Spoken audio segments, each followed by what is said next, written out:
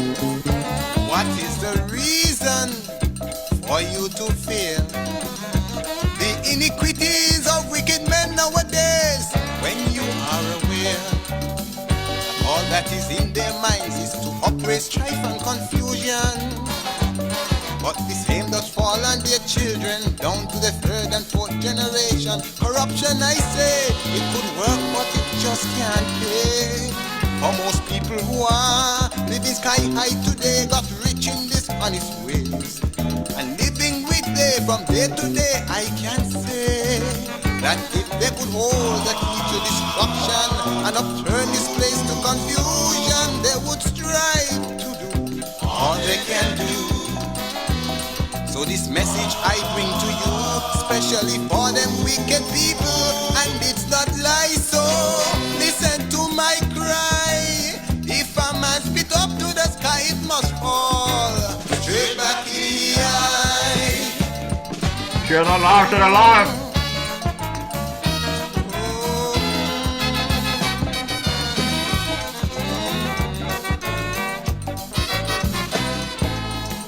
Some men would even use their position to seduce young women of this nation. Say, isn't it wrong? When coming out of school, applying to get employment, and to be successful, they must be present for interviews at their residence at 8 p.m. instant, or somewhere they never went. I call it a bed and back situation, breeding corruption over the land. But they'll cease from their wicked plan when they understand that the one who holds the key to destruction, someday he'll turn their life to confusion. They continue to seduce my people, but when he see they're getting too far, he would take away the power before they die. So they know it's not lie, that when they spit up to the sky, it must fall straight back in the eye. Share the Lord to the Lord.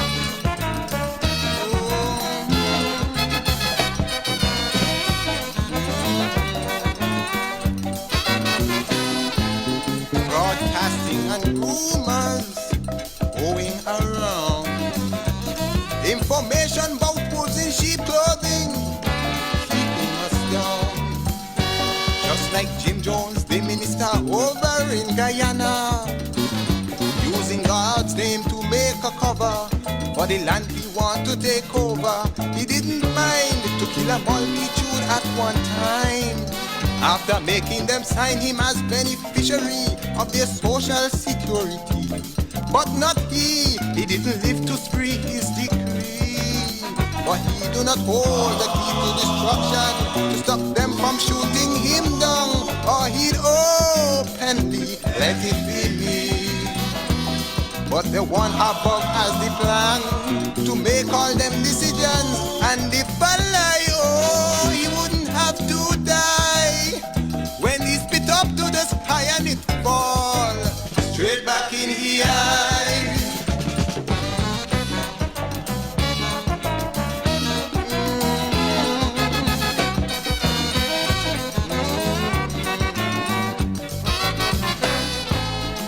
I do not intrude on no specific man, for when I sing my song, I just sing it from true inspiration. Whatever I do does surely affect me too, for whatever deed that I do, it becomes a vicious circle.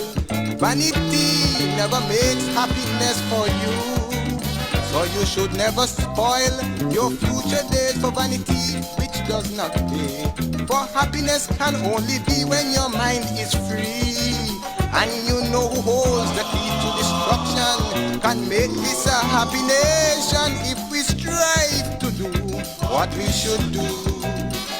That's why this message I bring to you would help us to struggle through, let it reach you high. So even if I die here, I spit a blessing up to the sky, let it fall straight back in your eye.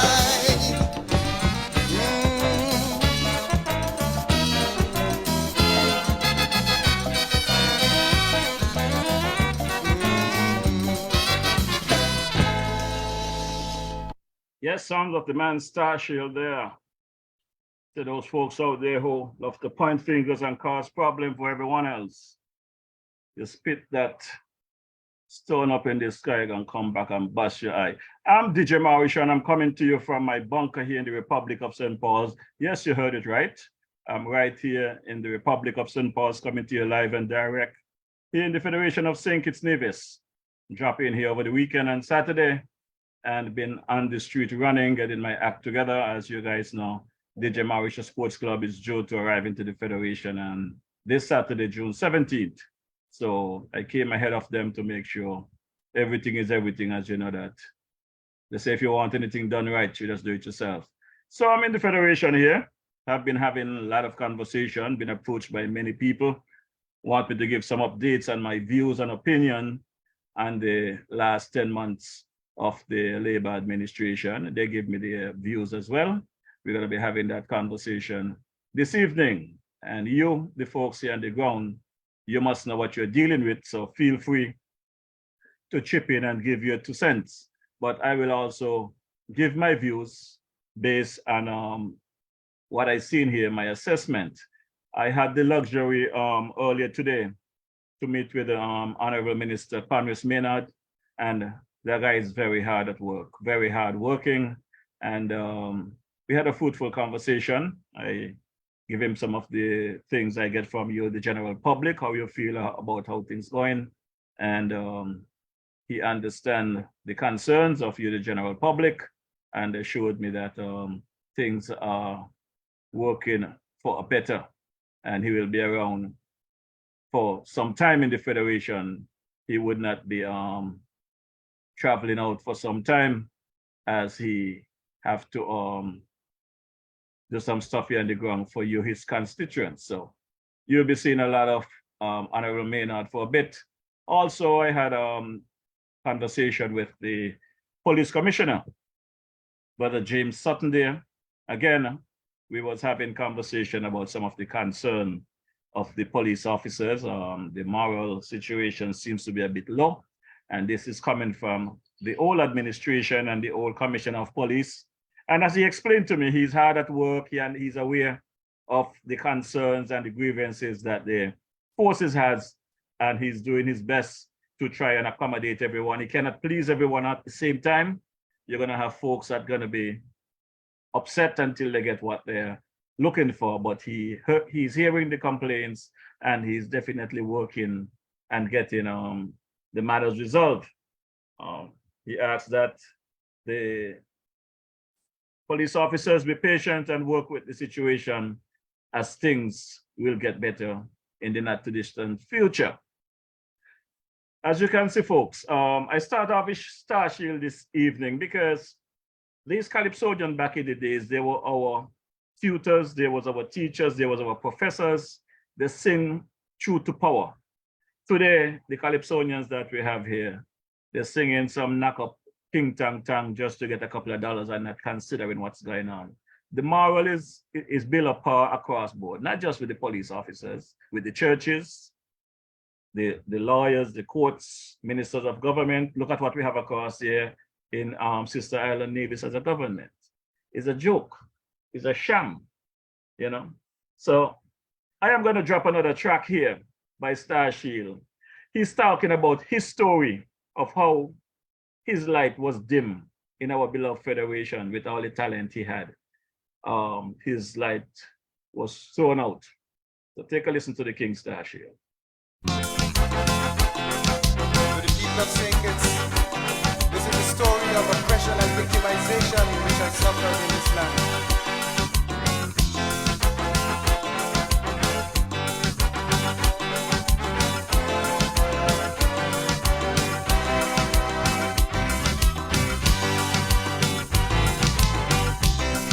The light of unity you used to shine for the country.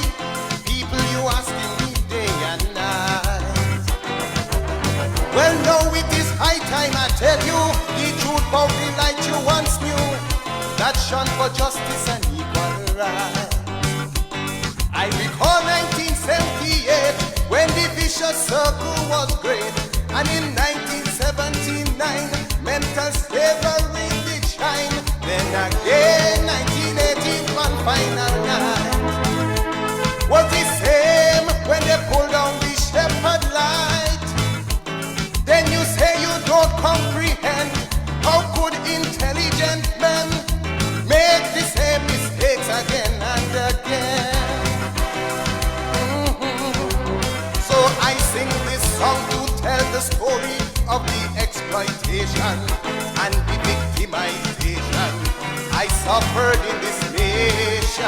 for the biasness and dishonesty is wasting my life away.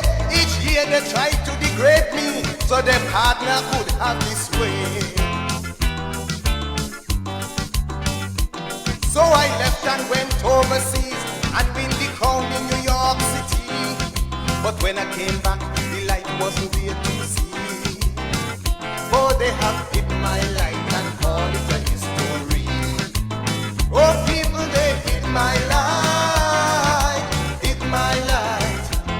They have hid my light, hid my light. Hey, hey, hey.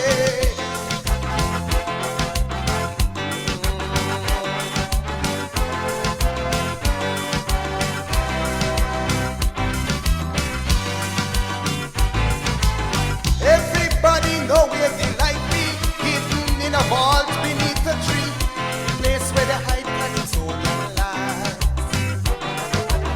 But judges put in authority, it's they who control the master key, the key of justice and equal rights.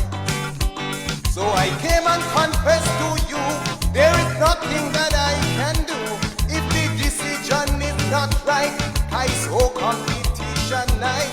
It is clear and by now everybody knows. Every year they just keep in a one-man show. But despite oppression and strain, this year I stand to proclaim that I shone before and I surely shall shine again. For my people made a petition for a Calypsonian, one who would be a sportsman to shine over the nation, one who when he loses competition he'll take his place on the stage. We are tired of the confusion, so we turn in another page. I ain't calling Fowler join my con, who the captain could put it on. And all who think my light is a history, I come back to take my light from under the Canaan tree. And then I go shine my light, shine my light. I go shine my light, shine my light. Hey, hey.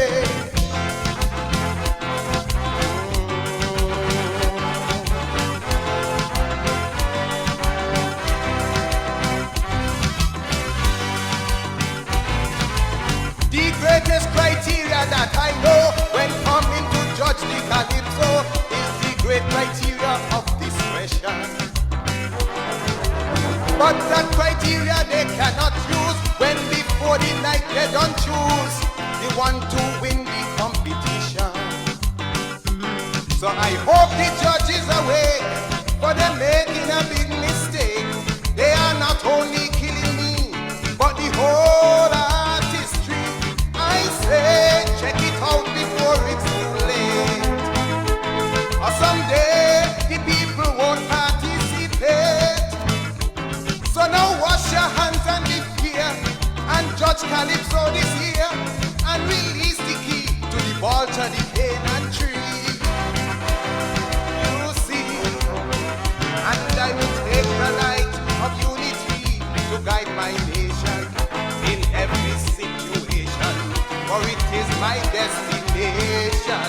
I would shine my light with one intention, to lift up my country high and bring respect to my nation, if you give me another try. So when the judges release the key to the vault of the Canaan tree, once more I shine my light for the world to see, and say it's a shine my light, let it shine indeed. Oh yes, say it's a shine my light, let it shine indeed. Say it's a shine my light, let it shine indeed. Say it's a shine my light, let it shine indeed. Oh, this is my destiny. It's a shine my light, let it shine indeed. Shine it wherever my country. It's a shine my light, let it shine indeed. I will shine my light. It's a shine my light, let it shine indeed. Oh yes, say it's a shine my light, let it shine. Yeah, sound of the man Star Shield. Got shine his light for the man, for the whole world to see. That is how we do it in Switcher, the city of St. Kitts. Let me say good evening to some folks, as I have not seen you guys for a while. I've been out here busy in the Federation of St. Kitts Nevis. Yes, I arrived into the Federation on Saturday, 10th of June, after I was picked up there by my uncle, the man Joseph Emmanuel there at Garvey's estate. You know, from there things just take off. I've been very busy, you know, had some fun there in the Nevis area there. Went over and visit my boy Carbo there on Tuesday. Had some lovely breakfast there, some garlic bread with some liver and chicken and stuff. They really take care of me there in Nevis. Also went across to the Jamrock restaurant in Frigate Bay. My boy Michael Clark took care of me. Stopped by the pitch there at Brother Austin Williams and Laura Williams there on Monday evening. Had some lovely soup there, some dominoes and stuff. It's been a running trip thus far as we get ready for a big weekend this weekend. And it's not going to be a big weekend just for DJ Mauritia Sports Club. It's going to be a big weekend for the government as well. I understand they have some heads of government event will be here kicking off on the weekend. The flag raising will be on Sunday. I understand, I think there's going to be a walk on Saturday. Anyone online that have that information, please send it to me. I think there's going to be a walk across to Frigate Bay. I forget the start, where they say it's going to start. I heard the Prime Minister spoke about that yesterday, but I was caught up over there in lovely Queen City, Nevis. Also stopped by my girl Moffett. I want to thank Moffett for her continued support and contribution. Moffett Slack there, Slack Liquor Store there in Charlestown, Nevis. I want to thank you for your contribution. I also want to say good evening and big up the Honorable Joseph Parry, because I did not really have things planned to go across to Nevis. It was a last minute plan. I called my boy Mikey Slack. I did not get him. I know he's a busy guy. So the next person I called was my Honorable former Premier there, the man Joseph Parry.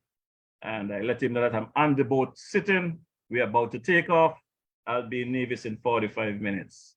And when I get off the boat, I'm walking off the pier, I receive a call from Mr. Parry. DJ Mauritia, I'm here in the parking lot waiting for you. On time, just like DJ Mauritia. Picked me up, took me across to Carbo, meet and greet a few folks. Everything was nice. Didn't really had enough time to run around and meet up with everybody because I had to come back down for another meeting yesterday. And luckily that meeting was postponed until today because I was really running hard, running tired, and it was rough. I want to say good evening to Clayton Davis, Boo and Yulin there in the VI, St. Thomas to be exact. Good evening, how are you doing? How about Sandra Thompson? Linda, how are you doing? Paul Francis, condolences to you and the rest of the family, Becca, Linda, and the grandkids there. I understand the funeral for Ismay is going to be on the 26th over there at the chapel over there, the Methodist Church. So that's on the 26th of June. You St. Paul's Massive will have not received the story. I'm giving you the news. The funeral for Ismay going to be on the 26th of June. So go out and support Paul and folk. Yeah, look, brother Paul, everything good? The man Ivor Henry, you're back in town. I understand you was in the Virgin Islands as well, which is the British or the US Virgin Islands. You guys doing your things. And I'm finding out later, you know. Good evening, brother Elvin Ellie. How are you doing? Everything good with you? I just want you to know that brother Parry got this stuff. Brother Parry is very happy. He got his holder for his phone and his mic stand and everything. His phone stand, everything is good. I want to big up my boy, brother Eustace Hendrickson over there in the Houston area as well. How are you doing, brother Eustace? Hope all is well with you. Sister Celine Tobias, hope all is well. Monica Brown, hope all is well with you guys. Shakespeare, looking forward to seeing you in the Federation on Saturday. Hope all is well with you and the family there. Eustace James, good evening. Hope all is well with you. Justin Hazel, hope all is well with you. Gigi Williams, Skeet. Delicious Nislas, how are you doing? Sister Loretta, it was nice seeing you there and Tuesday. Hope all is well with you and the folks at the shop. But Marlene Pebbleton, how you doing? Paul Francis over there in the St. Martin. How about Sister Petrona Bullett? Everything good with you? Hope all is well over there. Gemini Nisbet, Hyacinth Gums. Hope all is well. Myrna Davis, bigging up Sister Hazel Claxton. How are you doing? The man Gene Sider. The Honorable Janice Daniel Hodge. Hope all is well with you. How about Sister Patricia Bartlett, J.D. Keynes and Co. The man Mr. Manners. I want to big up the man Tulu. Also, it was nice running into Carlisle Powell there on Tuesday as well. He and his sister hanging out there in town. So his sister is visiting from St. Thomas, so he's eating well. She's cooking for him every day. Lucky kid. The man, Brother Kelvin Daly. Good evening. Thanks again for joining me last week. We had a good chat there last week. Look forward to having you back at some other time. Want to big up my boy, Brother G.A. Dwyer Astafan. I see Brother Dwyer has a commentary for today. And before I get into the 2020 politics, you guys know I'm going down that road. Got to give some updates. I think I should just jump straight into Dwyer, give Dwyer commentary a listen, and we get into the things and talk the things them how they're supposed to talk, you know. And so we do it here. And the vibes. Want to big up Brother Commissioner Sutton as well. The man there, Austin Williams, how are you doing? Everything is good with you. The man Julian Pemberton, how about the man Luther Kelly? Looking forward to seeing you guys on the cricket field. I want to say good evening to Brother R.L. Joseph, Bernadette Tyson. How about Dorothy Allen, my mascot there, Ruthlin Hill. Gwyneth Marisha, good evening. How are you doing? How is Sister Beverly Marisha there? Hope all is well with you guys there. My baby girl, missing you. My son there, Jeffroy Jr. over there in the LA area. Sister Jazz, how are you doing? Looking forward to seeing you guys at some point in time. My sister Esther over there in Tortola, sorry. Good evening, good afternoon, whatever it may be. Looking forward to seeing you guys shortly. I want to big up my boy there, Brother Carl Morris. Hope all is well with you. Sister Valicia Morris, about the man Sour, Patsy Brown and crew. Hope all is well with you guys, Ma and Ralph. We know how we do we thing. Let me just drop Dwyer Astafan's commentary here and I'll come right back and deal with you guys. Brother George Nisbet, I know you're someplace around the world. Hope all is well with you and the family. Stand by for Dwyer's commentary and we'll get into the matters shortly. Greetings. Like many of you, I have a short list of plumbers, electricians, refrigeration technicians, and other tradespersons whose services I engage from time to time. Well, about 2 weeks ago, I had an urgent need for a plumber, but none of those on my short list were available.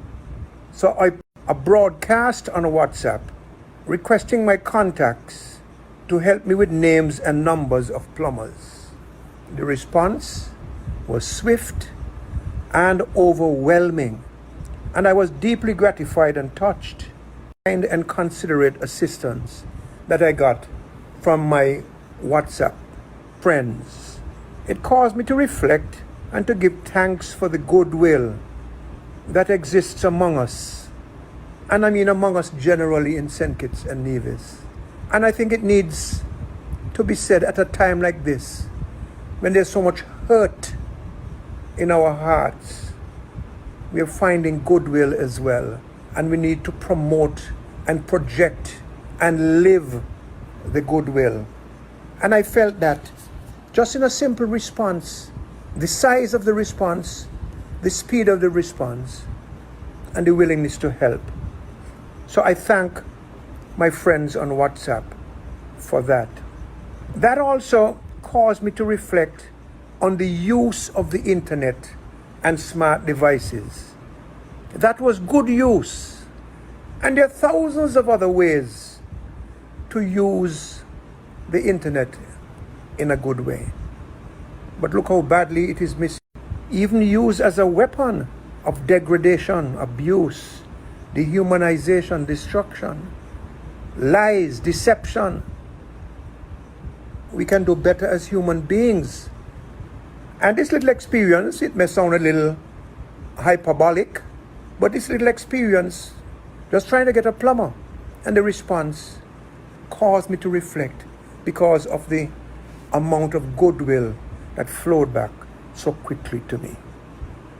Back to the plumbing story.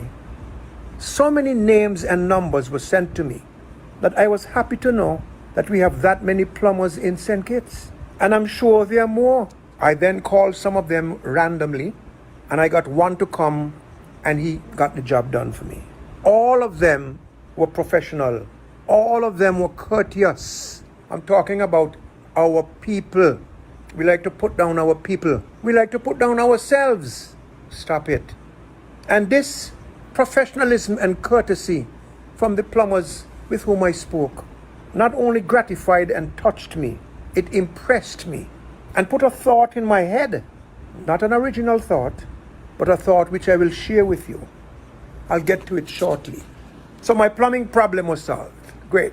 Then just 3 days ago on Sunday, my dryer stopped working. The dryer at home.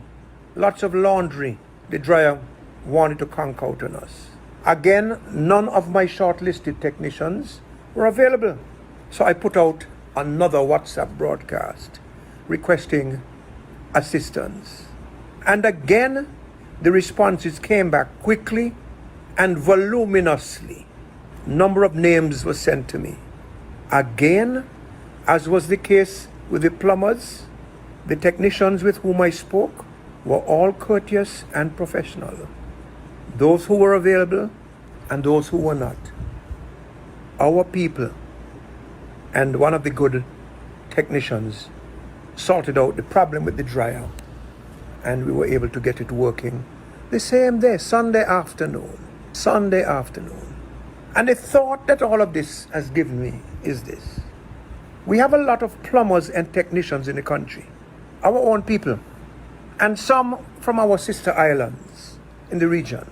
What would happen if instead of seeing each other as competitors and rivals, they would now see each other as partners and teammates? There are more and more homes and other private and commercial and government facilities in our country which will require on an ongoing basis the services of these tradespersons. There is sufficient work to go around and for everybody to do well. And I want to encourage property owners to make sure you maintain your plumbing and other amenities in your house in good condition. So there is sufficient work to go around.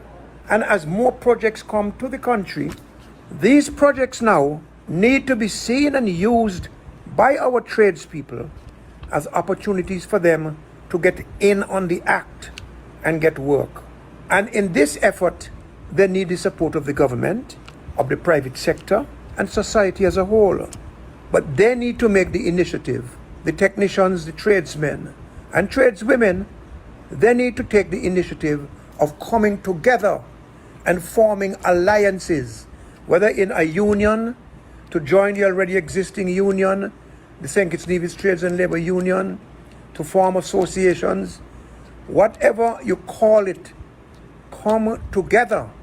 So when projects come your way, if it is too big for Peter, it is not too big for Peter and Paul. And if it is too big for Peter and Paul, they can add Mary and Rosemary. So, and provide the resources, the human resources, that these incoming projects will require to be taken to completion and then to be maintained. So again, let me ask, what would happen if these tradespeople we have in St. Kitts and Nevis saw themselves as brothers and sisters, and each other as brothers and sisters, rather than as competitors? They need to understand that they have a much greater chance to achieve individual and collective success if they come together, forming whatever it is they want to form. And it could be formal or not, once they are in fact together, if they work hand in hand with each other. As I said, any job or contract that comes up first available to them. They say person christen their own picnic first. We live in a world where there's a lot of talk about open and fair trade, but a lot more talk than action. And our tradespeople, like the rest of our people, need, especially in a small and vulnerable economy like ours, need some kind of protection and preferential treatment. I said earlier, if a job is too big for one, then 2 or 3 or 10 or and encouraged and supported by the government and the private sector and by society on the whole. When they join up, they will be better able to assert themselves to the point where everybody, every stakeholder, every interest group in the country will have to recognize and respect them. Private sector, public sector, local and foreign investors, politicians, you'd be surprised to see how much attention and support they got if they joined up together, because that's a lot of votes. The whole dynamic of the politics of the country change in a flash if our people in this country decided to join forces together and stop seeing each other as competitors and rivals and enemies. And while they're grouping together, they will want to be constantly on the watch to improve their skills, their techniques, their value, to raise their standards and their sense of responsibility as a serious older group in our economy, in our society, and in our political affairs.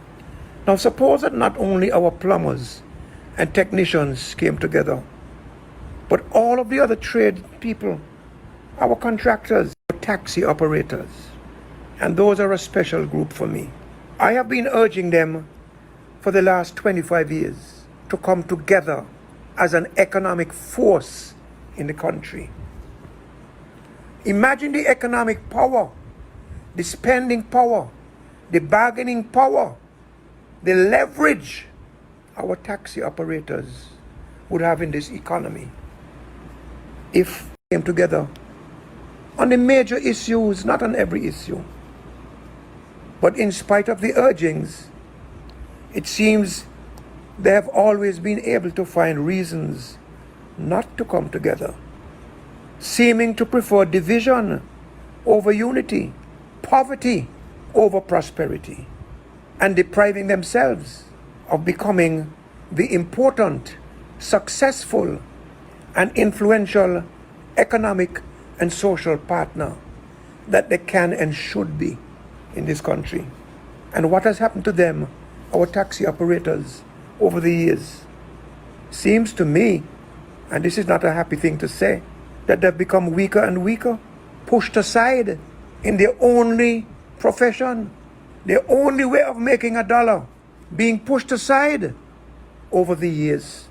And worst of all, allowing themselves to be pushed aside. One of the causes of that being their refusal to come together. I pray that they will turn things around, and that while they're doing so, I pray also that the tradesmen, the technicians, the contractors, and the other sectors will do the same. Get together. It'll make the world of difference for the better in every way in this country. Yes, it will take a lot of effort and a lot of sacrifice.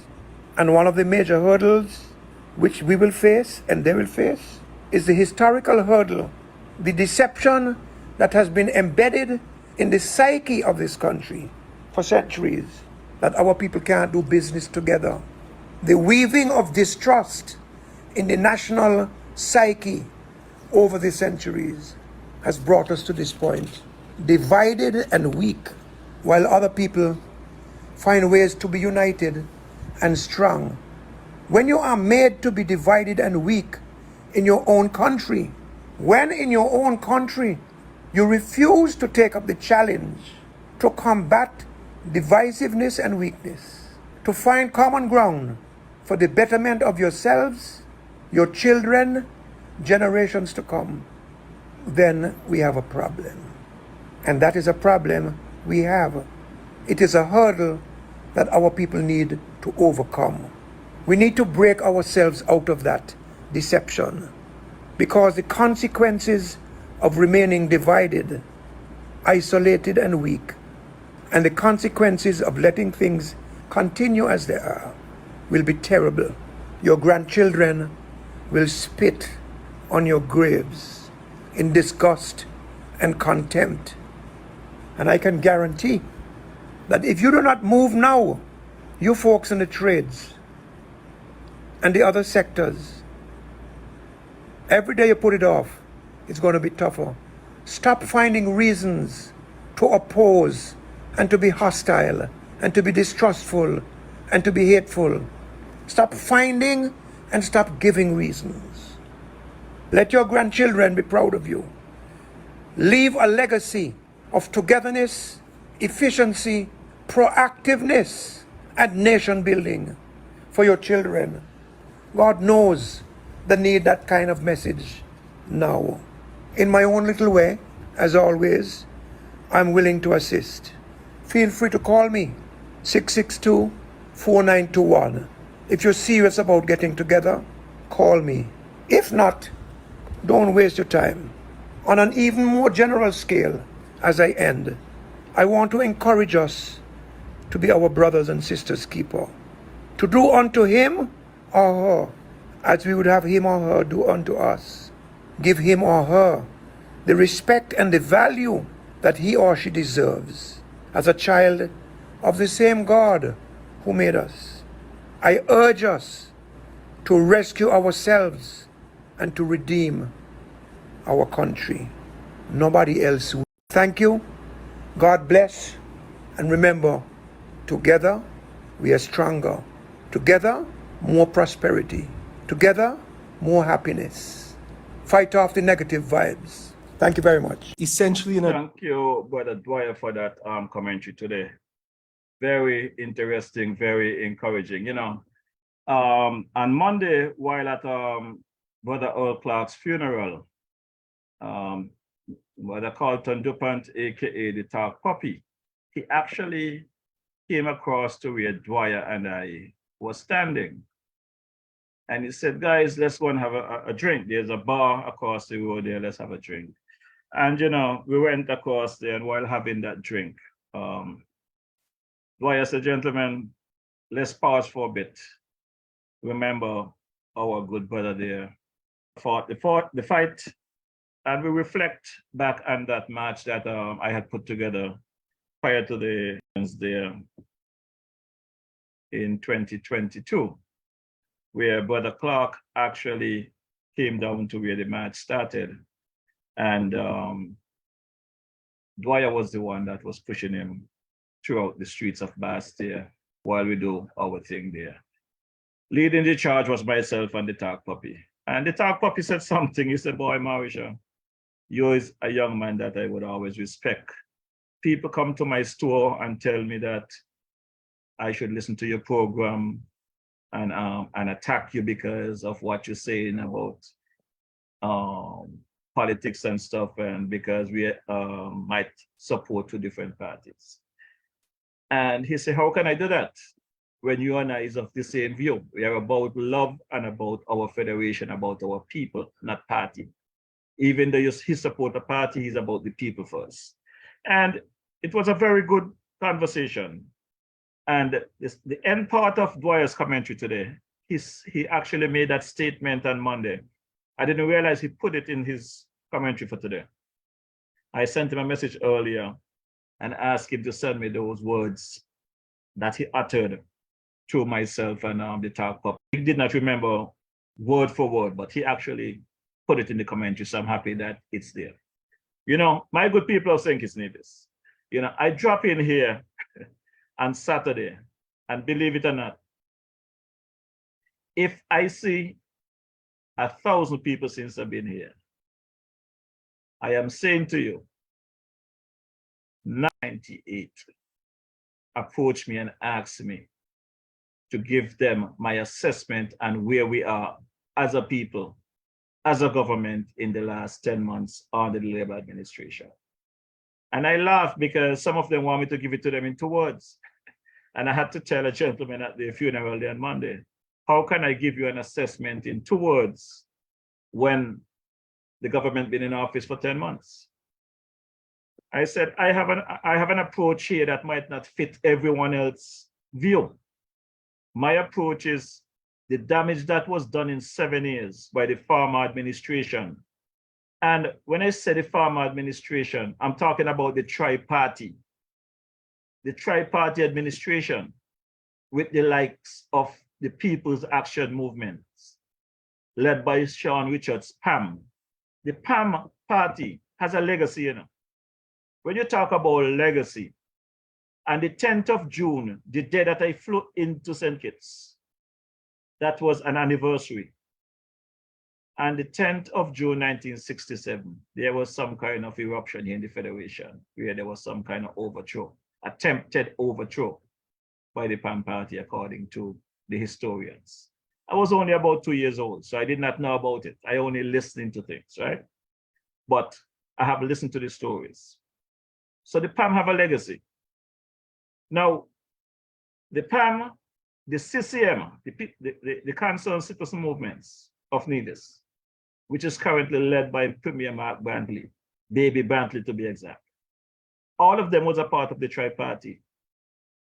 The former HAG, Timothy Harris, the PLP, they put some serious hurting on this country. Economically, everything you could think about. And for people to think that it's a race to the finish, so we're gonna go from -20 to +50 in 10 months, it cannot happen. Cannot happen, my people. There was too much damage that was done. I have taken to investigate the matters.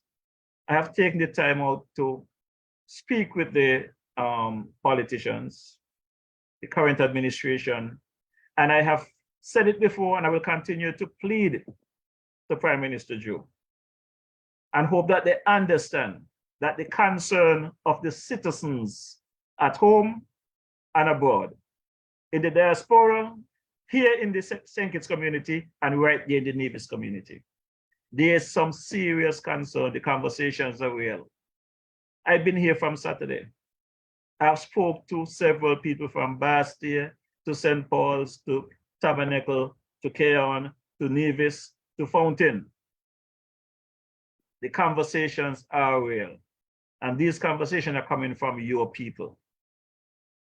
Some of the things I'm hearing this morning, I heard it in Deep Bay. And I am reaching out to Sister General Tracy Mason because I ran into you a couple of days ago in town. And you guys are supposed to be sensible people. And if what I'm hearing this morning, you live in Deep Bay, and if what I'm hearing this morning, you guys don't want to break down London Bridge for this kind of nonsense, then you all don't really care about the country. You know? You all really don't care about the country. Because I am hearing after 10 months of a Labour administration, there is someone by the name of Elwita. I do not know the lady. I just know the stories I heard coming from the ministers during their presentation in Parliament and their press conferences. If this is the same lady that did all of this wrong under the previous administration leading up to the election, if this is the same lady that they say some teenager daughter ain't even start working yet, have land in her name, if this is the same lady, why is she still working under this administration while they got people out there who is willing to work, ready to work, that was underground fighting to get rid of them, cannot get a job? Why is Elwita still there? Why a lot of those people that was involved in the hush puppy matter, you all know who they are. Why are they still on the job while people that was in the trench fighting, the foot soldiers, are still not working? These are the questions. These are real questions. This is conversation they're having with DJ Mauricio. I just got here. While I was outside there, I am saying I am in observation mode. I will wait until the anniversary of the party's election and do my assessment then. That is what I, DJ Mauricio, intends to do. But the conversations in the communities are real.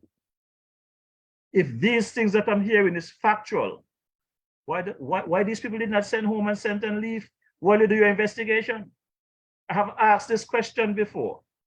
If these people are on contract and you cannot terminate their service, and they should be given due diligence, not just get rid of them, but investigations have to be done. Why are they still on the job creating havoc while the investigation is ongoing? What are you all doing? What are you all thinking about? You cannot have somebody inside your house mashing up your bed, mashing up your furniture, eating out your food up the fridge, mashing up your microwave, and you're still paying them. Put them in the street and give them the contribution. They should be paid X amount of money monthly. Put them out to pasture while you do your investigation, Mr. PM. If you are not aware of what's going on, Mr. PM, then you need to take a break from these press conferences and have a serious lockdown, cabinet-style meeting with your colleagues and the communities. You have to listen to what the communities are saying because election is around the corner. I'm talking to you all straight. Not going around the bush. I'm not smoking the bush. I will drink my bush tea, but I'm not smoking the bush. If what I am hearing in the last couple of days since I landed in the Federation, if these things are factual, well, if the election is supposed to call tomorrow, I'm going to have some serious problem here. People in St. Kitts are more upset with the relationship between you, Mr. Prime Minister, and Premier Brantley than even the people in Nevis. The people in St. Kitts, since I've been here for the last couple of days, are telling me, Mauricio, you all fool us, you know. You all campaign to get rid of them, but some of them still there, you all cozying up with them. We're not saying you all don't have to work with the Premier, you all have to work with the Premier, but don't try it in our face like that. You could work with the Premier without how you all doing it. The Premier is not for Labour. The Premier does not have any love for Labour. As a matter of fact, the Premier does not have any love for St. Kitts or Nevis. He make it clear. There was a time where he told the people of Nevis, send back the ballot box to St. Kitts empty, do not vote in the federal election. There was a time when Baby Brantley did that. Tell the people, send back the ballot box empty. Don't vote in the federal elections. But today, if you listen to him, all is his. You know, the minister them just say, all is mine. Today, he's fighting with his partners in the opposition, which you all remember my comments, you know. I said I wanted to see them in the parliament and the other side.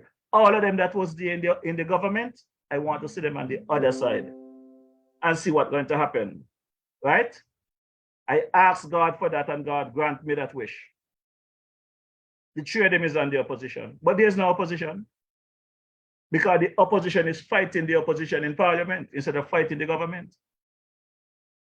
And like the good book says, you don't have to oppose to everything because you're in the opposition. And I am one for that. But I am saying that I took a back seat because I thought I was seeing something wrong.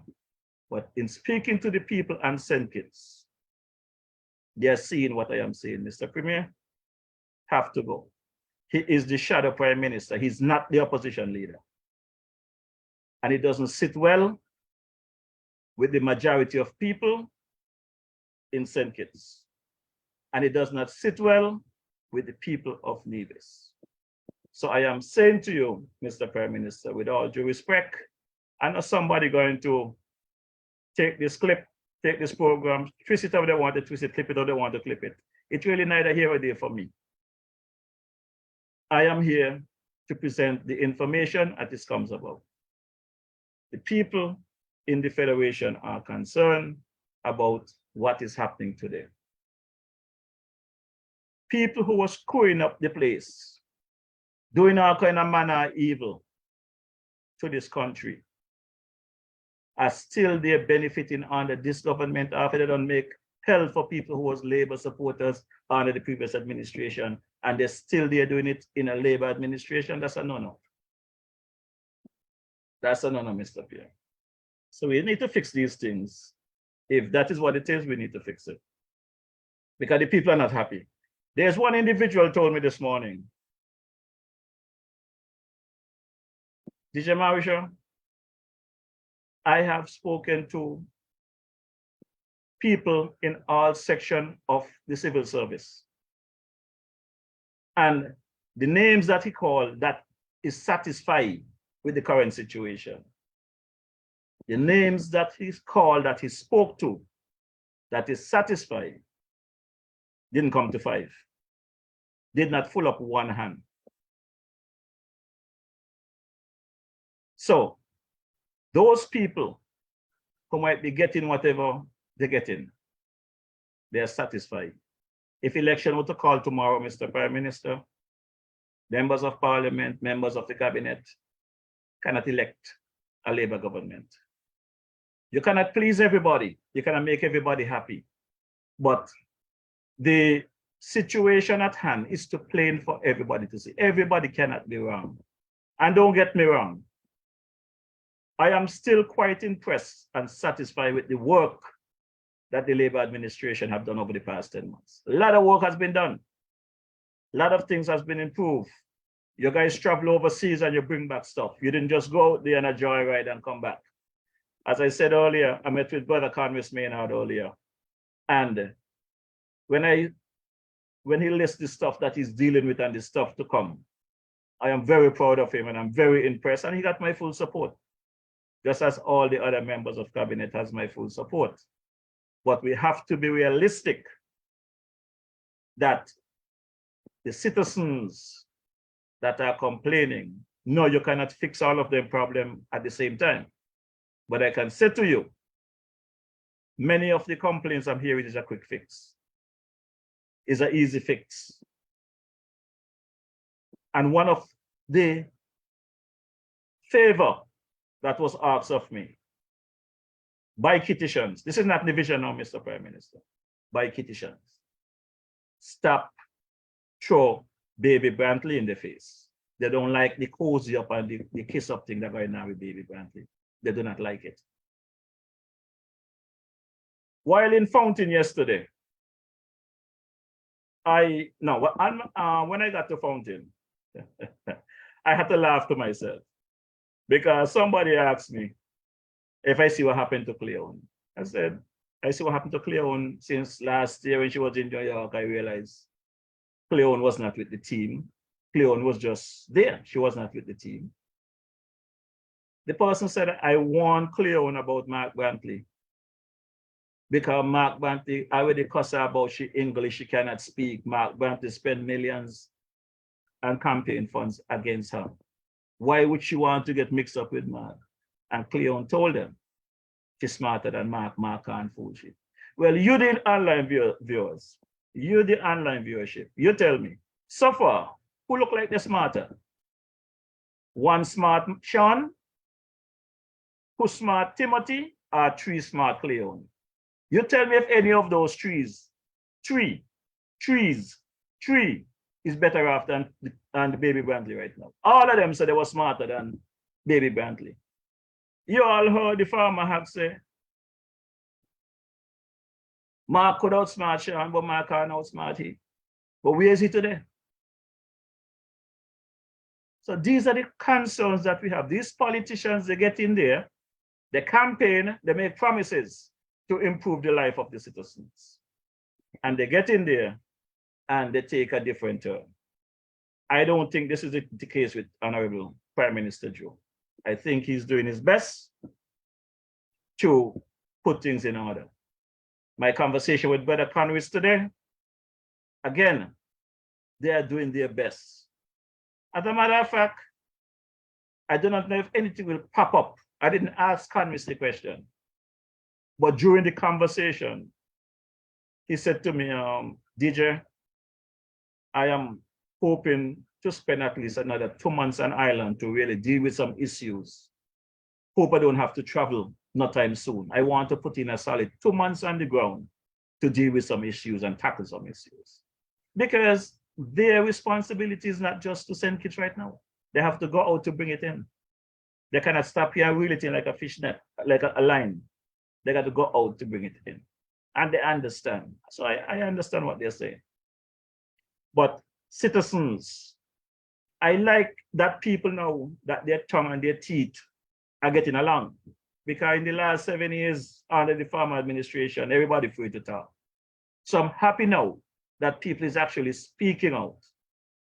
And as I told them, and none of your politicians are going to get no names out of me. None of your police officers are going to get any name out of me.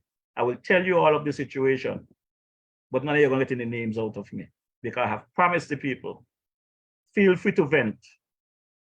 I will address the matter, but I'm not going to call any names. And no matter how you all challenge me, you all not getting any names. I want you all to fix the situation because the conversation is real. The observations are real.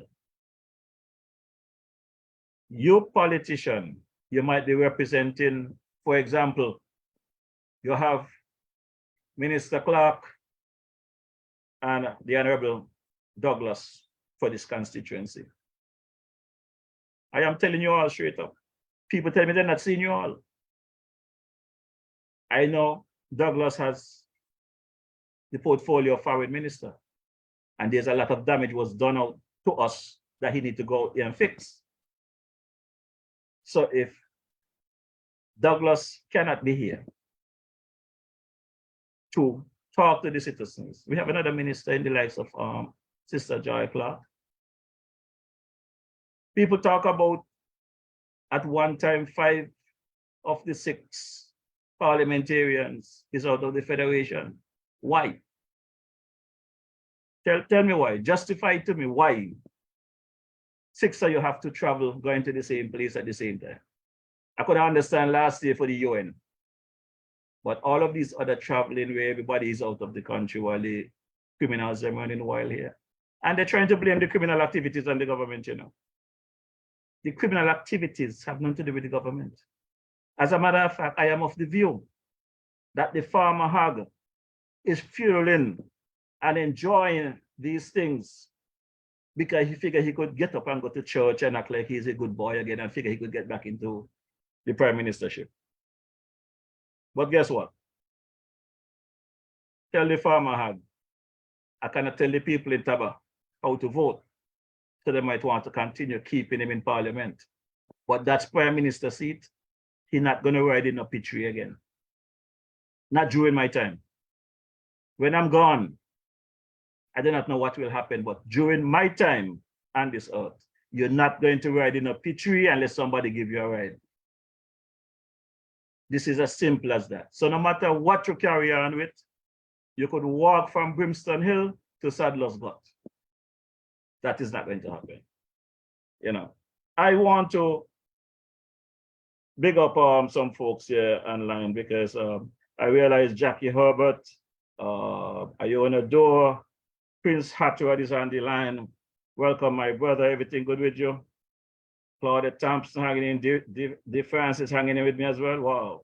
Brother Alvin Brown, how are you doing? Good evening. Ivan Jeffers, Jeff Bamberton, Annette Morton, Brother Booker. Bass, how are you doing, my brother? Everything good with you? The man Lincoln Hobson, Desmond Claxton, Cheshire Watson, good evening, sir. Brother Austin Williams, good evening. Hope all is well. Courtney Thompson, Esther Dieter Markman, Lavingston Brown, good evening. Laquisha Dyer, how are you doing? The man Curtis Crook, the man Ike, condolences to you and your family and friends. My brother, I heard of some incident there. Gotta come and work with you and see how things going with you. Deacon Oral Jeffers, good evening. Nadine Douglas, Delicious Nicholas, Eugene Weeks, Patsy Weeks, Marlene Cross, welcome to the ride. How are you doing? Hope all is well with you. I want to big up my favorite cousin there in St. Thomas, Sister Natalie Carty. How are you doing? How is Caroline Connor? Flat Weeks. Hope all is well with you, my brother. Visha Stapleton. Good evening. Sister Naomi Ward, Batcha, how are you doing? Violet Newman, Ronnie Rascal, good evening, brother. The man, X-Man Harris, Livingston X-Man Harris, Moving Leader. Also want to pick up my boy, the brother Monarch. How are you doing, my brother? Hope all is well with you. The man Kibo, Kitogaro KO. The man Wayne Ogaro. The man Elvis Williams, how are you doing? King Freddy, brother Green. Also want to big up my boy, the Lord Kent, or brother Kent doing. Sister Debbie, the man Ike, my engineer there out of TNT, #1 engineer in the area, keep me live and lively weekly, keeping the program going. I want to big up with Kenrick Williams as well, Steve Mills, Jessica Lewis, Wayne Alley, Loretta Tyson. Want to say good evening to my brother there, the man Joseph Emmanuel. Let me drop a little clip here for my good folks here in Anguilla. Good evening, Sister Deli Keynes Basu. How are you doing? How is my girl there and Basu and the kid? Pink Diamond, good evening. How are you doing, Sister Cheryl? Brian, hope all is well with you. We got a quick ad here by those answer folks. We're gonna have the answer reunion in Anguilla, July 14th to the 16th. Take a quick listen and we come back to the chatter. Hello? Hello? Lam, I know you just waking up, but I had to call you. Them say ANSA 2023 gonna be in Anguilla from July 14th to 16th. Yes, ANSA is when Anguilla, St. Kitts and Nevis people join together from North America, Europe, and the Caribbean to exchange ideas and educate and inform each other. This is the best way to meet our nationals coming back. The theme is unified by a collective effort for a common goal. And you know APANE hosting it, the Anguilla Progressive Association of New York. So you know this all about promoting social and economic development of our people using advocacy, education, and service. You got to come celebrating Anguilla this year. This is the 20th biennial Anguilla Nevis St. Kitts Association's reunion. Them expecting over 300 Caribbean people from all over the world. And businesses gonna showcase them brands, and they having a banquet dinner, a marketplace, and social events. You ain't start looking for flights yet? July 14th to 16th, you got to be here in Anguilla. That weekend gonna be full of experiences, events day and night. A welcome reception gonna be by the Anguilla Great House. They gonna have dinner and dancing at Aurora, a fashion show and awards at Blue Ridge, workshops, lectures, a church service, a cultural explosion, a tour of the island. Listen, this trip gonna be better than all your other visits combined. You can even be a sponsor or advertiser for the event and get featured on the website and the ANSA 2023 magazine. Companies can showcase their products and services to a wider audience outside the traditional markets. Go to the website ANSA2023anguilla.com and download the form or buy your e-tickets for any events you want. Tickets cost between $15 and $400 for the entire thing. If you want to know any more, send an email to apane@apa-ny.org. Anyhow, go book your flight, then you can go back sleep. I can see you. Okay, so that's the ad there for the answer reunion there in Anguilla. That's July 14th to the 16th. And like I said, folks, we're gonna go back to talking the things that we know. I know some people may get offended, but the realities are whatever is in the general public should be of importance to the government and the member of parliament, the members of the cabinet. Because if you don't know what's going on, you all think everything is okay. You all think everybody's out there happy with what's going on. So the people I'm speaking out, you all have to talk to the people. I'm going to run a clip here from last Friday. This is the second week I'm running this lady, Sister Gwyneth Byron. I know her well. And I'm not saying everything she's saying is factual, but it makes sense to me. And it might make sense to some of you, or some of you might pick out some out of it and do what you want to do with it. But let's take a listen to Sister Gwyneth Byron from her views. Good afternoon, gentlemen. Good afternoon. How are you today? Excellent. Yourself? I'm not too bad, but I'm not feeling very good about my country at this time. There's an advisory right now chastising Americans, Canadians, and British folks from coming to St. Kitts. That's fake news. That's fake news? That is fake news. If you look at it, I really hope it's fake. Because first of all, the date is incorrect. And then I don't think that the American government, the US government, and Canadian government are going to issue a release coming out of, where I think it was Miami or Florida, something like that. They would each issue their own advisory. And this looks like to be a joint, so I think I really believe it's fake news. Mr. Lizard, we're at number 16, and I really hope that as much as you said that this is fake, that we really don't get the real deal coming out either next week or some other time, because we don't know when these criminals are going to strike again. My main concern, I am not blaming the government for the crime, you know. I am talking about a strategic plan, because this thing is out of control. The police have not been doing the work. They've allowed the criminals to run wild in this country. I'm here, living here all my life. And I move around and I can't feel the presence of the police. Now and then you see a police vehicle pass by, you know, the glass up, sometimes down. But that is what we are paying them to do, just drive around, mash up the vehicles, and then we're going to beg the Taiwanese to give us new vehicles, and then somebody boasts that the country has gotten vehicles. Junior, we understand what's happening here.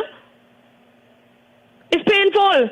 I am not going to walk in fear. A lot of people saying, oh, they're fearful, don't go out. I am going to go out, Junie. I'm not going to be in fear. I can tell you that two people came in from the States a couple of days ago. I went to pick them up at the airport. And one lady said to me that a Ross student parent was on the flight. And she said, oh, my God, there's a lot of criminal activity taking place in St. Kitts. Back here, a lot of crime in America, you know, left, right, and center, every minute of the day. But it's a big country. And it's their home. That's okay with them. But this small island, and just this week you heard the regional news saying that per capita St. Kitts is heading there again. We had this situation on the Dr. Douglas, and now you're hearing it again. It's painful, Junie. You remember the days when they were calling St. Kitts the murder capital of the world? We live here. I was in Ramsey Market earlier this week when a student actually said to one of the cashiers, oh my God, somebody got killed again. This was right after OJ. I said, no, we had 14, then we went to 15, OJ 15, no 16. I said, no, Lord, please tell me this is wrong. This is not true. This can't be happening. And yes, it has been confirmed. And the student, so they're paying attention.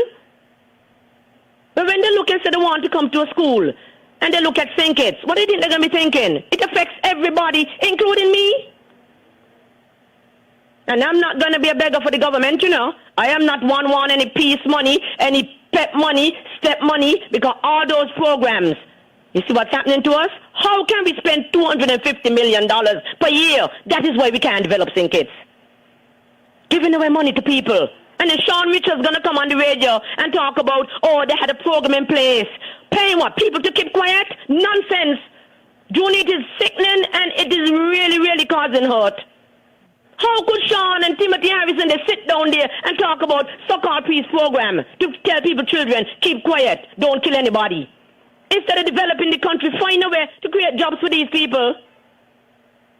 What about investments from overseas? We can't have our ministers jumping on planes, going away, taxpayers' expense, getting the per diem, come back to St. Kitts, and then when you look, it's the next story. Nobody is telling you, well, you know, we're doing a follow-up on, you know, somebody we met with 2 months ago, 3 months ago. We are not getting that sort of conversation going. And Junie, when is it going to take place? They've been in power 10 months. Junie, I'm a die-hard supporter of the Labour Party. You know, I keep saying it. I'm a die-hard supporter of the Labour Party. I have nowhere else to go, because I know I'm not going to vote for any other party. But we cannot continue. We have to talk the truth. I live by truth, Junie. That's why I'm successful at saying it again. When a Kittitian is going to live by the truth, so that every day they could wake up and say, well, boy, life is great. People should not be cringing. You're hearing all kind of frivolous stories about people saying, oh, you know, I need this and I need that, so I'm going to make an appointment.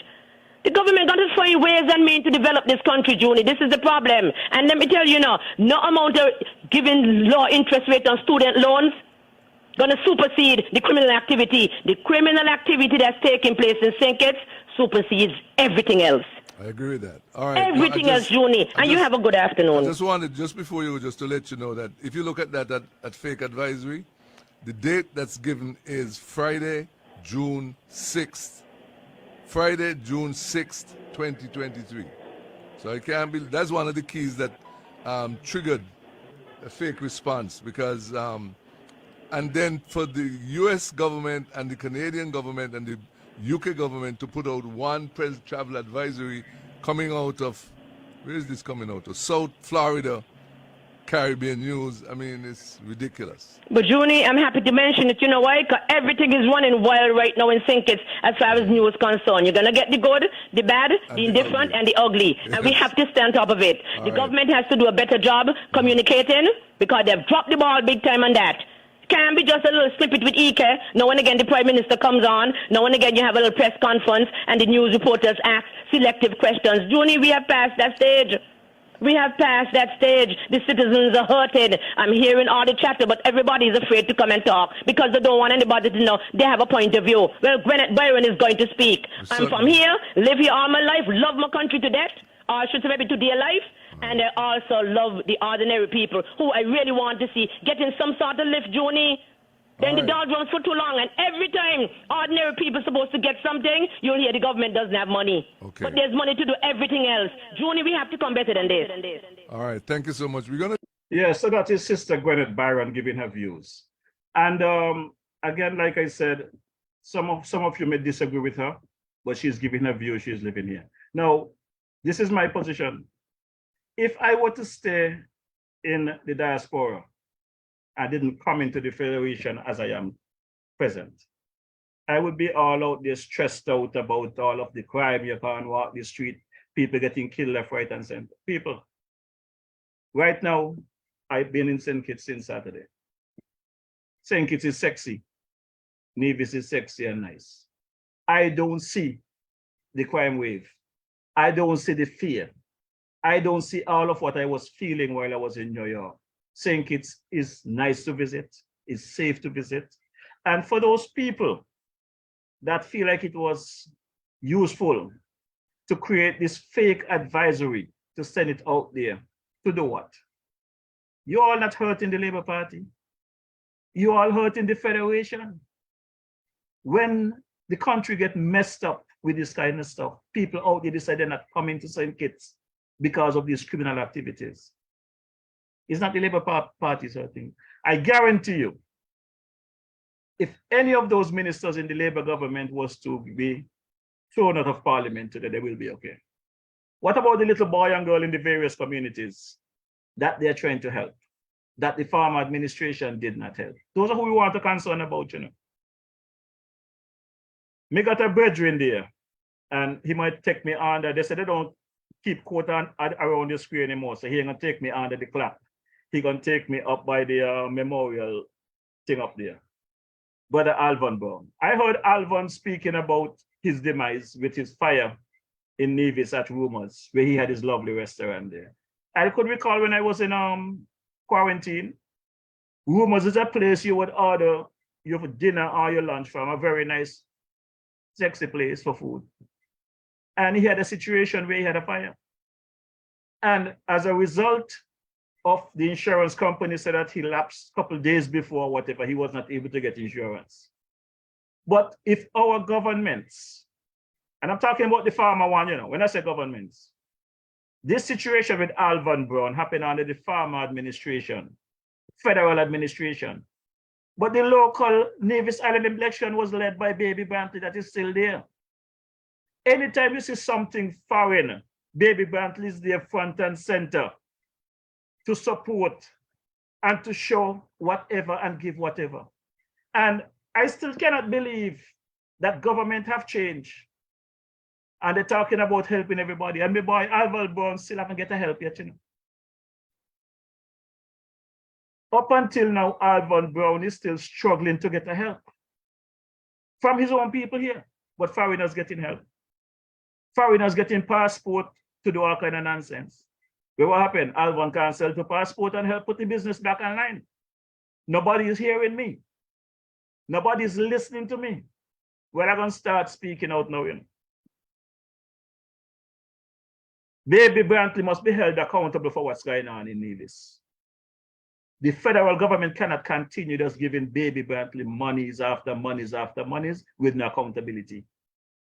We want to know what the federal fund is doing, where the money went, how was it spent. We got too much citizens that are suffering, that are hurting, while ministers of government and their friends are stuffing their pockets. You got a former deputy premier. I was made to understand he lost his seat against Janice Daniel Hodge. And he in turn get a position to be an advisor to the premier and making more than he was getting as a deputy premier. He's getting some $10,000 a month to be an advisor. To advise what? I drove around Nevis yesterday with Carbo. Carbo drove me around, completely around Nevis. The cemeteries look better than what's going on the road in Nevis. It's only when I get into Charleston, I run into a few people. What advice are they giving that costs the people $10,000 a month? What are the advice? By the way, I have a warning tonight. You know, I finish at 8. I ain't going to overtime with you tonight. You know, I am in the Federation of St. Kitts Nevis. I'm going to go down the road in St. Paul's and play some dominoes with my boys. Right? So I'm telling you now, don't look for me to go till 10 o'clock tonight, but thing. Alvan, I am in the Federation. You need to come and talk with me. We need to talk some things. The 10 months gone, the federal cabinet, the federal government under the leadership of Dr. Joe have done a lot. There's a lot more to get done still. But I want your name on the list, Brother Alvan Brown. I want to know that you get the help that is required as a citizen of St. Kitts and Nevis. The foreigners get the help. There are so many things that have happened over the last couple of months. And all we're hearing is they're doing investigation. They're doing this, we're doing that. Since last year, some Russian lady lied down across the beach in Nevis where the kids was training for track and field. They're still doing that investigation. We can't hear nothing yet. But I hear Baby Brantley talking about he opposing Russian getting passport. Yeah, he started giving them passport. He was the foreign minister who was bringing them in. And he brought them in. So all of a sudden, you know, you're going to burn down the house. You're going to be the arsonist that burn down the house. But you want me to give you the contract to build back the house. And you're not a tradesman. You don't even know how to put two pieces of wood together. But you burn down the house out of grudge, out of jealousy, out of evil in your heart. But now you want the job to build it back. You don't know any carpentry, you don't know electrical, you don't know plumbing. You don't know how to do mason work, but you want the job. How in the world you going to tell me, this young man, how you all in Nevis going to accept this thing from Baby Brantley? Why you all so quiet over there? This man come and fool off people telling them that the geothermal is ready to go. All he needs is a letter signed by the farmer Hag, and everything would be done. We'll be hitting the switch shortly. That's what Baby Brantley come and tell people during the campaign, you know. Well, Dr. Joe called his bluff. Dr. Joe signed the letter. When the letter is signed, and now all of a sudden the conversation changed. No switch anymore. You got to go and get approval for people to give you their land because the rig to traverse the land have to go to people's yard. And now the drilling gonna make noise, but you all drilled before. Who complained about the noise before? Now Baby Brantley is telling us that at his press conference in January, he told us that this June, the drilling will start. All of a sudden, he can't start again because they're seeking to get some rig that might not be in the Federation until December of 2023. My good people, you all paying attention? You all really paying attention to what's going on? The hospital that they paint up, the extension wing over there, the Alexandria Hospital, the extension wing that Baby Brantley tell us last year during the election campaign will be open in December. All painted and look nice, ready to open. I send my people to double check. And when they get a peek inside, the place ain't even plaster, no tiles on the ground, they're breaking down wall. Will take months, if not years, to complete. But he fool off the people to tell them the hospital is going to be ready to open in December, and they fall for it. Some stay home because they don't trust him. Some vote for him. Foreigners make up the difference. He's back in office. And what is the result? The job is on pause. We do not know when it's going to start again or complete. And now you're sitting and quiet accepting these things. Yeah. I mean, what kind of nonsense is this? Huh? There's a saying, you could fool me once, shame and you or whatever, shame, you fool me twice, whatever you want to call it. Nevis people can't be that dumb. Baby Brantley need to throw out of his office, not volunteer to leave. He need to be thrown out. The people need to stand up in front of his office and demand he come out. No police or no army could stop you all from demanding man come out your house. It's your house. Too much lies. You all have enough information for him to go. If the ombudsman and the AG cannot do their work, then get them out. Speaking of AG, you know, brother AG, you know that I support you and I love what you are doing and stuff like that. But I also get some conversation in your regard. And I'm bringing it to you like they bring it to me. They said the AG started off well. They love his approach, they love his speeches. But somewhere along the line, it's when the AG gone to sleep. Because you all spoke about the millions that missing from Development Bank. You all spoke about a lot of things. And 10 months in, nobody could get charged for no crime yet. With all the information you all got. And I am in support of that. DJ Marisha is in support of that. You all don't have to wait to charge them with all 20 counts of what the wrongdoing they did. Charge them with one. Bring the rest later, but it's time for you all to put some of them in front of a judge. The people are not happy about it, and DJ Marisha is not happy about it. You all say 20 million went missing. You all in there for 10 months. Somebody know about it. Find somebody and put them in front of a judge. Whether it's 1 count or 2 count or 5 count, charge them. Shake the tree. The ripe one will fall. Some green one might fall along the way too, but shake the tree. It's time to charge some people. That patch up fella and all of them with that building up there in Wellington Road that you all say NHC did not know about. Charge them. That's what the laws are about. Not just that is why the criminals, the more they feel like it's okay to commit crime. Because if I ain't locking up those with the white collar crime, well, a little spliff. The domestic violence, people killing each other over a baby or over a woman or over a girl, you're going to blame the government for that? Those things are common around the world. Let's deal with the real issues. We might have had 16 people killed since the year start. Let's just say 60 people were killed since the year start. Thousands was killed by the farmer administration, and Baby Brantley was a part of it.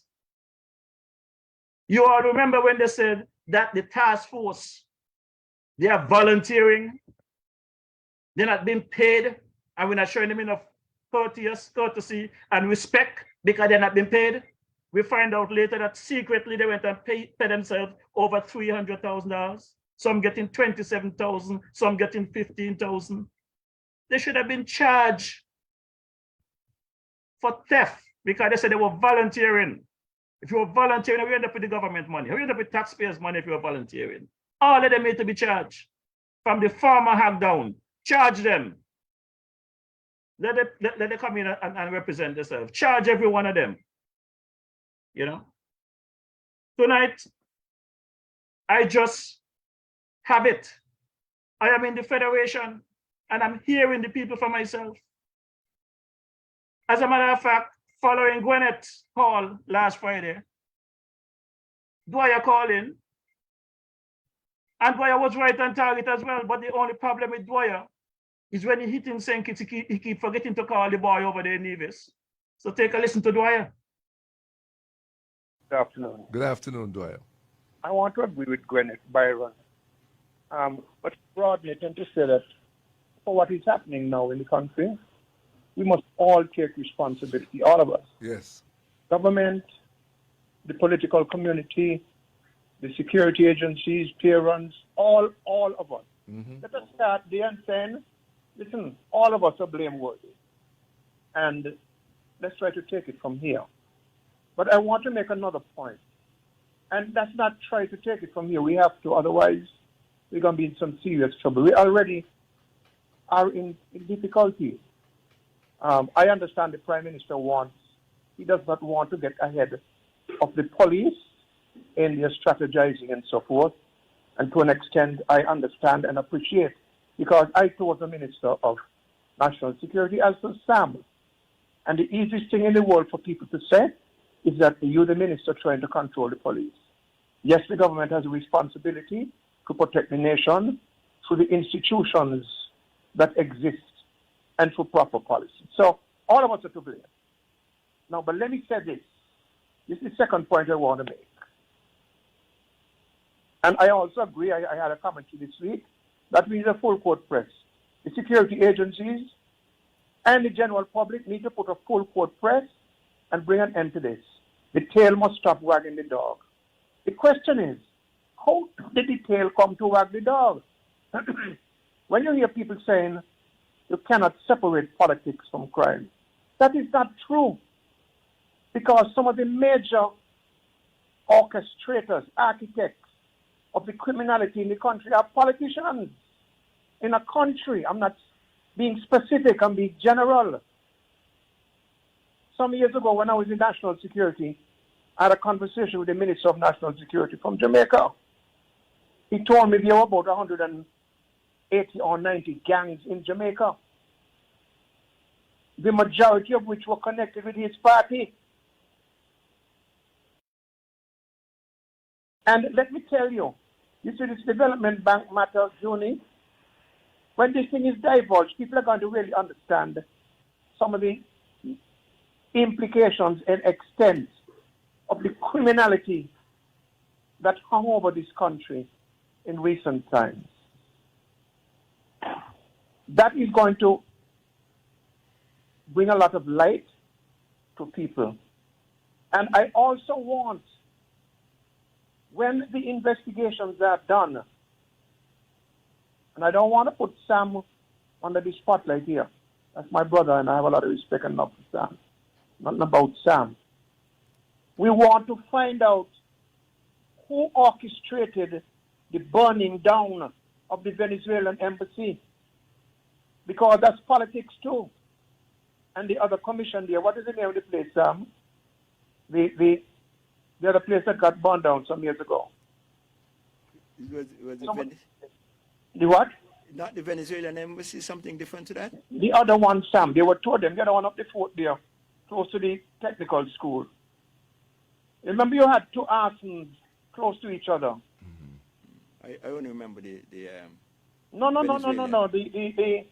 We had a man called Mr. Green. He was the ambassador for them. The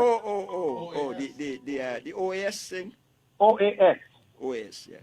OAS. Yeah, OAS. So when people start to talk about you can't associate politics,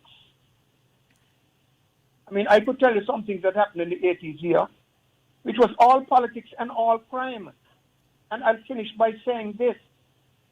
The smaller criminality is encouraged and empowered or allowed by the bigger criminality.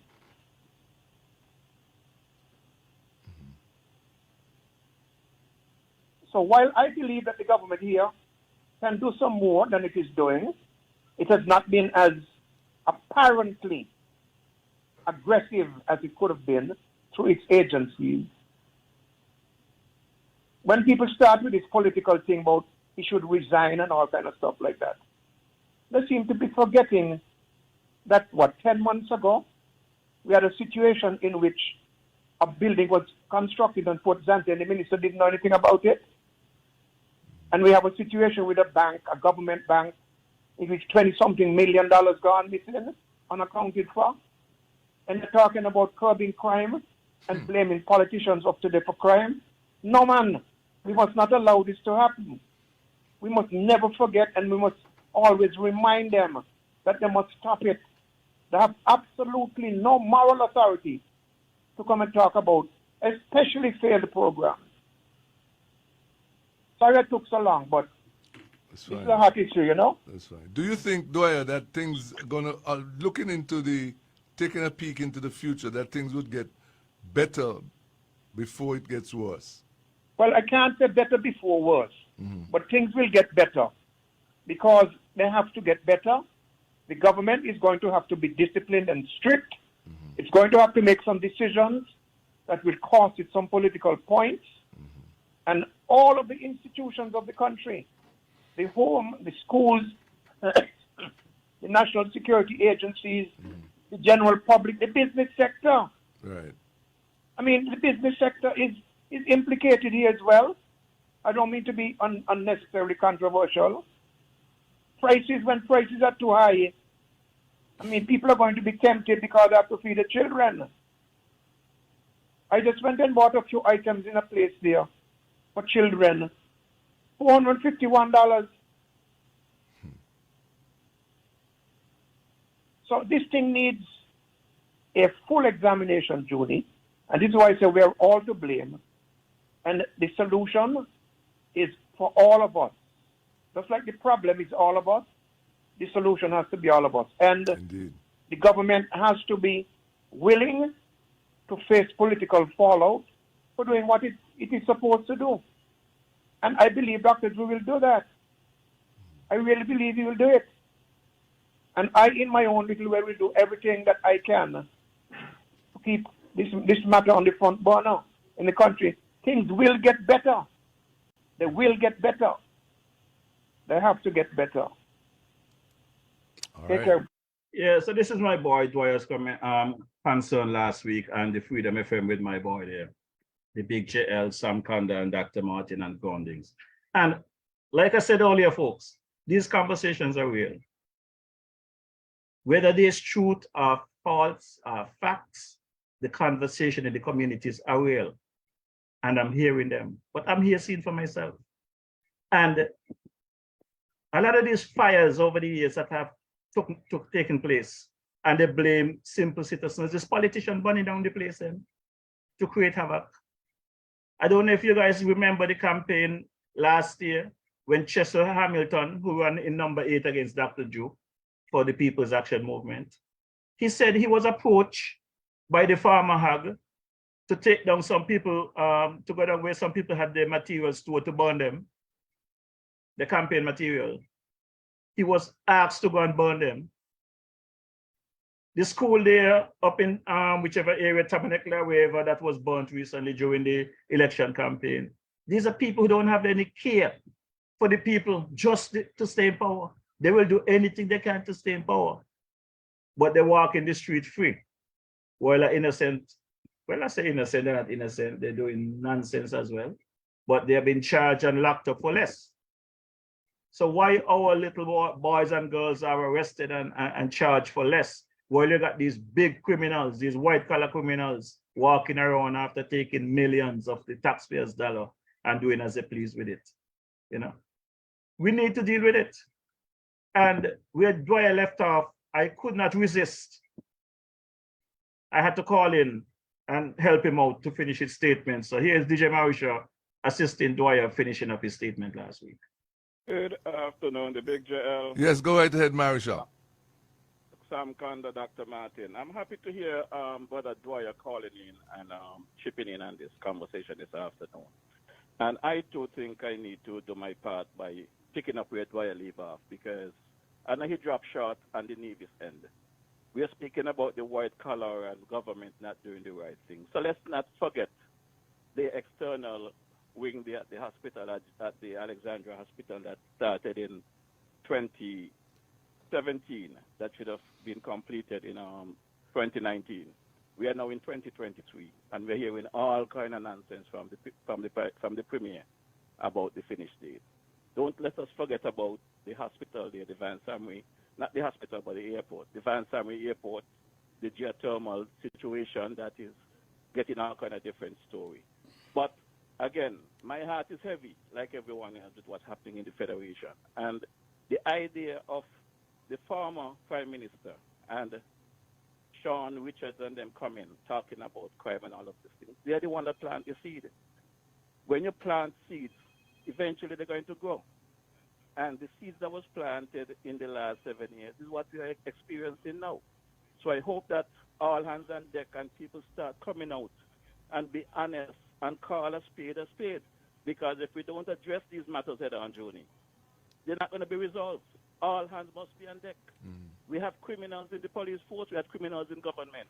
Even the governments we have in place today, there are people inside there that are very dishonest. We got people working at the ports, whether it might be at the seaport or the airport, they are very dishonest. You understand? We have to deal with them. We have to call them out. We got to say it for what it is. Too many dishonest people are put in places. The government changed, but there are people that was put back there who was there before doing wrong, and they're back there again doing wrong again. And we need to call a spade a spade. Yep, so that was my response, helping out Dwyer to finish his statement. And the realities are what they are, you know. There are people who supposed to be on Social Security, getting a pension and whatever, and they're called back to put in wherever, various areas to the work. Well, you got citizens here who is capable of doing the same work and not got no work. Don't have any work. I have said it time and time again, and people might not want to hear it, but this is a fact. When I went down to the mission to demonstrate after 3 of our citizens was arrested in St. Kitts, and many was tear gassed. It was the patch-up fellow, Ian Patches Library up there, as the ambassador to the United Nations. Alva Pemberton was there as the representative for the diaspora. And I got down there, and instead of them accepting us and try to pacify us and try and get things resolved, because we know what the UN is all about, human rights and civil rights and all these things. That's what the UN is about. We are a member of the UN. And instead of them receiving us, we were met with Alva Pemberton telling the UN security to remove us off the sidewalk. The security came out and explained to me, listen, the gentleman asked that I move you guys from here, but you all not doing nothing wrong. So he gave me a card and told me, anybody bother me, feel free to call him, and they left. I was told that there's an individual, when he was asked if he's going down to the mission to support what Marisha is doing, his response was he not studying Marisha. He got to go work. He not got time with that. But that same individual today is the individual that is in the position that Alva Pemberton was in. And people don't want to hear facts. People have a problem with facts. The Prime Minister have to do his due diligence and know who he put in places, because people out there paying attention.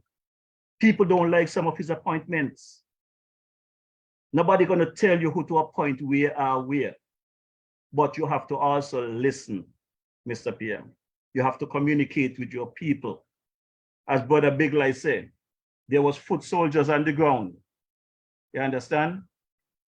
And you have to pay attention to those foot soldiers, because they're still on the ground and they're hearing things and they're paying attention to what's going on. They got your back. So a lot of these people that are in these positions, they're not there to help the Labour Party or to help the government do better. They are there to undermine and get what they can get. You know? And you know, I have a clip here from my boy Big Lies on that matter. So let me give Big Lies a play this evening, because you know, these are things that are real. Just as I am hearing them, Big Lies is hearing them as well. But like I said before, I'm not being paid as an advisor, so I could talk publicly. Big Lies need to speak to you privately at your meeting and deal with the matters inside, not outside. I am on the outside. Take a quick listen to Big Lies. Yeah, that's where I want to end, where I started. And the guy who just called in, maybe what he needs to do is put a model together and let me see if we could get a model for our federation, because he's onto something. He's, capitalism, was something that was created years back. I believe it has outlasted its time. But my thing is that we have to be careful. I started talking about the foot soldiers, and you were talking about, and everything I think politics. I'm a student of politics. When the politicians come to you to vote, they want to vote. Is the foot soldiers who go out in the meetings, climb the poles, put up stuff, and do everything. But most time, the foot soldiers are not the ones with the big paper. With the big paper.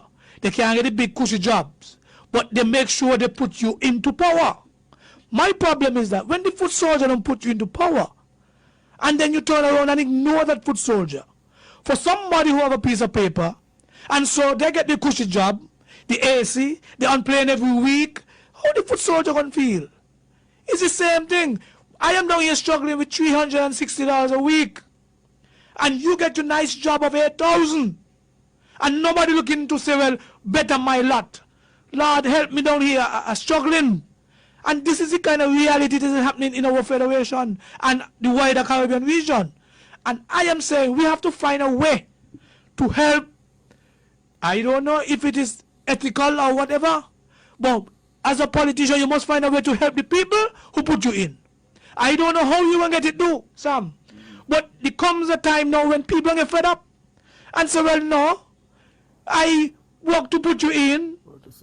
And if you get in the benefits, because benefits in politics, you're traveling and get your podium, you're going to see people, you meet people out of the benefits as far as I'm concerned, you live in a better life. Well, how come nothing in place for the foot soldier to live a better life? A foot soldier must continue to just suffer, and then when election come around, you use them again, and you use them again, and use them again. No, we got to be careful, because what I see coming to is that we cannot come like Jamaica. Jamaica, the middle class has disappeared. You either rich or you poor. Who in the middle ain't count. And we got to be careful in our society that we cannot allow our middle class to disappear. And so we must find a program, as the guy was saying, and whatever we have to do, the working class must be taken care of better than we are doing. The working class, who, you hear the name? The working class. Karl Marx argue about that all the time. They do the production, but they get the less out of what is available in terms of profits. And I'm saying, when it comes to a country now, where the patrimony is our passports and our land, and that is what we are using, I believe we need to find a better way to get that money down to the little man. Because the passport ain't belongs to the rich who live up on the hill. The passport belongs to everybody. And if we are selling or whatever we're doing to give people passports, and we're making billions of dollars, it must trickle down. We must see it in the communities. We must see it in McKnight. We must see it in Kayon. We must see it in Cotton Ground. This is what we need to see. More money in people's pocket. And I said it before when I started. Means that you're happier and you live a healthier life. If you ain't got no money, you're going to worry and you're going to dead. So people need money in their pocket so that they can live better lives. At least you know when there's a need for something, you have money. And I say people have money, people can't be happy. So the government or governments, whether now or then, must find a way to put money in people's pocket. I am not the economist. But if you give... Okay, so that is Big Lies giving his 2 cents. And again, Big Lies is speaking from his position of, I guess, the communities crying out that too much of the individuals that did not contribute to the elevation of the Labour Party into power are benefit more than those foot soldiers that was on the job 24/7 to ensure a victory at the polls for the Labour Party. And I see it in many ways. I've seen many people jump into positions that they should not be there. There was there before. I have their history of what I see them have done with my own eyes. and they're back, they're only going to do it again. Many of them, they should not be there. They already did the damage and went home, leave them home. People like Elrita, time to go home, right? And this is as simple as that.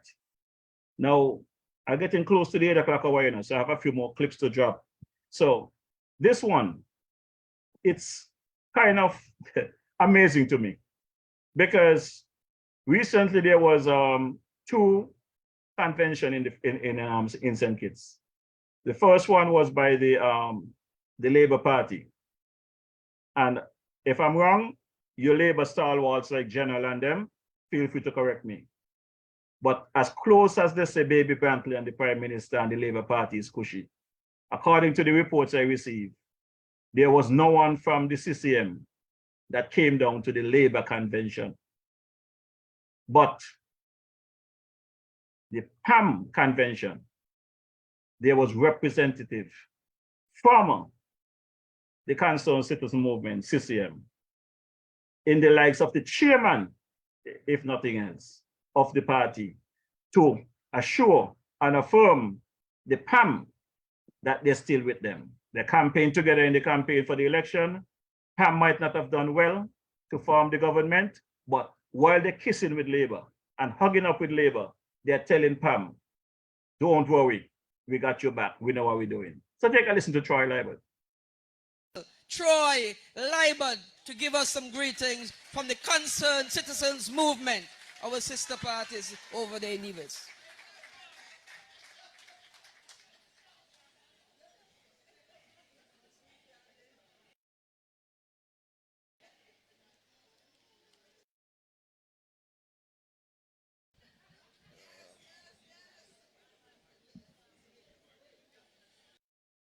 Thank you very much, Mr. Master of Ceremonies, my brother Lindsay, for that warm introduction. And I want to thank you very much, the PAM party, for the invitation to speak here this afternoon at your 57th annual convention. Protocol having been established, let me kindly adopt. If I have to go through the protocol list, it would be a long one this afternoon. But of course, allow me to congratulate the newly elected executive and to recognize the leader of the party and the member of parliament, the Honorable Sean K. Richards. And of course, to recognize our federation's only living national hero and our first Prime Minister, the Right Excellent and Right Honorable Sir Dr. Kennedy Simmons. It's always good to be in the presence of greatness. And whenever we're in the presence of greatness, we must recognize greatness. I've been to the PAM conventions quite a few times, and I've brought fraternal remarks at PAM conventions quite a few times. So I believe, seeing that I've been here so many times, I can do it the way that you do it. Members and friends of the People's Action Movement, good afternoon.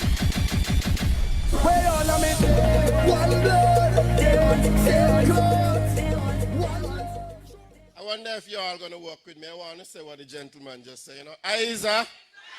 All right. Isa. I love it. I love the energy. You know, it is an honor for me as the chairman to bring you greetings from the Concerned Citizens Movement, from our party leader, our executive, and from the rank and file of the Concerned Citizens Movement.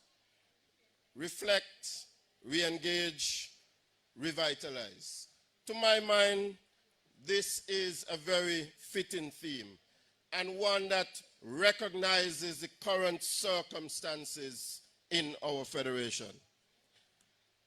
I believe that PAM must find a way to renew itself continually. Just as the CCM and just as all other political parties must do. There is an urgent need for the party to look inward and to assess strengths, weaknesses, challenges, and opportunities for continuing your rich tradition of service to the people of St. Kitts and the wider Federation. PAM must continue to attract new blood, new energy, new ideas, and the youth. I want to stress the youth. The youth must be called upon to play an increasingly significant and important role. The next 4 years will be critical. PAM, like all parties, you must position yourselves through work in the communities and through policy prescriptions that will appeal to the electorate. Politics is an everyday business. Politics is about taking care of people, and it is about engaging in activities that will benefit people. The CCM, just like PAM, finds itself in opposition in the National Parliament. But the CCM, unlike PAM, is in government on Nevis. It means, therefore, that the approach by CCM may not always mirror the approach by PAM. There should be some understanding that the CCM has an obligation to work on behalf of the people of Nevis as an NIA, and has committed to working closely with the federal government to ensure that the people of Nevis are able to benefit from their fair share of national resources and opportunities. As a party and as an administration, the CCM has an obligation to foster better relationships between the NIA and the federal government. In this regard, PAM and its approach may of necessity be different from the CCM. And this, of course, is the nature of politics and the nature of our democracy. PAM, my friends, has a very rich legacy. And by any measure, PAM has contributed significantly to the development of our federation. Whether it is the Dr. Kennedy Simmons Highway, which opened up the hitherto untapped potential of the Southeast Peninsula. And all of you remember that that road was called the road to nowhere. But that was the road that I took to get here this afternoon. Or whether it is the expansion of the RLB International Airport, or the construction of Port Zante, which has catapulted St. Kitts into being one of the most sought-after cruise destinations in the Caribbean, or taking us into independence from Great Britain. The contribution of PAM has been there for all to see. PAM must now find a way to stay rooted in your history of performance, but look forward with new ideas, new vision, and a renewed commitment to reconnect with your supporters and all of the people of St. Kitts and the wider Federation. Indeed, this is the journey that all political parties must take if we are to remain relevant in the modern political realities of St. Kitts and Nevis. I want to wish you all a very successful convention number 57. Thank you very much for the invitation and for the opportunity to speak and to bring you some warm greetings from Nevis. I always enjoy coming to the PAM convention.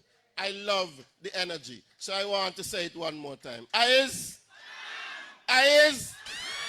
love it. I want to wish Pam and all of you good fortune in the years to come. God bless all of you, and God bless St. Kitts and Nevis. Thank you.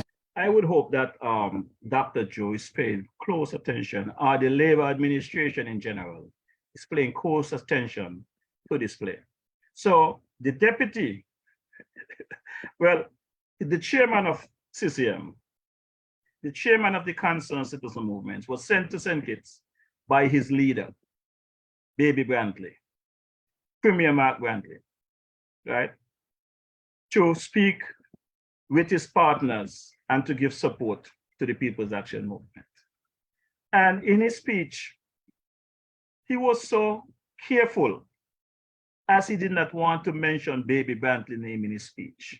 He referred to him as the leader of his party. But who is the leader of your party, Troy? Isn't the leader of the CCM Baby Brantley? So why didn't you just say you were sent there by your Premier Mark Brantley to give support to the People's Action Movement? You are playing with fire. And if Dr. Joe and his team stop their play with all, you are going to stop there. And are you going to get force smart on him? Because he's not too smart anymore, you know. Force smart you are going to be now. You know, everybody's smart. On one hand, Baby Brantley is being the shadow prime minister, shadowing Dr. Joe. Any place it on is right, they're taking picture and showing it teeth there. Labour just finished their convention. From what I was told, not one person from the CCM showed up to that convention. Even they say Baby Brantley and the Prime Minister is in bed. But yet, you send your team down to St. Kitts. This is the same man that came down to St. Kitts and tell the St. Kitts members, stay out of Nevis politics, stay out of Nevis business. But every chance you get in St. Kitts, cocking up. What they like to cock up in St. Kitts, so I wonder if Big Lies got cock over there too. I got to talk to Big Lies about the fat black cat I see over there some time ago. I want to know if it changed from a cat to a cock, because they're always over there cock up. And you know, the other, one smart fella there, the leader of PAM, he made a speech as well at the convention, you know. And I do not know if the Premier and the Prime Minister and the other opposition member heard the clip. And he makes some accusation into the agreement that was done with this housing project over there with these smart houses. So for the benefit of everybody, take a quick listen. It's not too long. Imagine we wake up one morning and we see a news article coming from a newspaper out of Trinidad, the Trinidad Express, is saying to us that the St. Kitts Nevis Labour Party government has committed to building 2,400 homes in this country at a cost to you of almost $700 million. You can't see a copy of the contract, because when you ask about the contract, they said to you that trade secrets are in the contract and you should not know what is in it. But what they don't want to tell you, I will tell you this afternoon. What they don't want to tell you is that they gave a guarantee of over $150 million EC dollars to the company out of Trinidad to build those houses right here in St. Kitts and Nevis. That is what they don't want you to know. They don't want you to know that they gave a guarantee to a company in Trinidad to build houses when not even a full Cuba doghouse the company has ever built. I dare you to go on Facebook and then find a thing about that particular company. Go on the internet, I meant, not on Facebook, and Google the company. Never been a doghouse, never been a foul cub, has no credit history. But at the end of the day, if the company can't pay back the bank in Trinidad, your government will have to pay back $150 million of your hard-earned taxpayers' money. And that is why I say that transparency has gone missing in this country.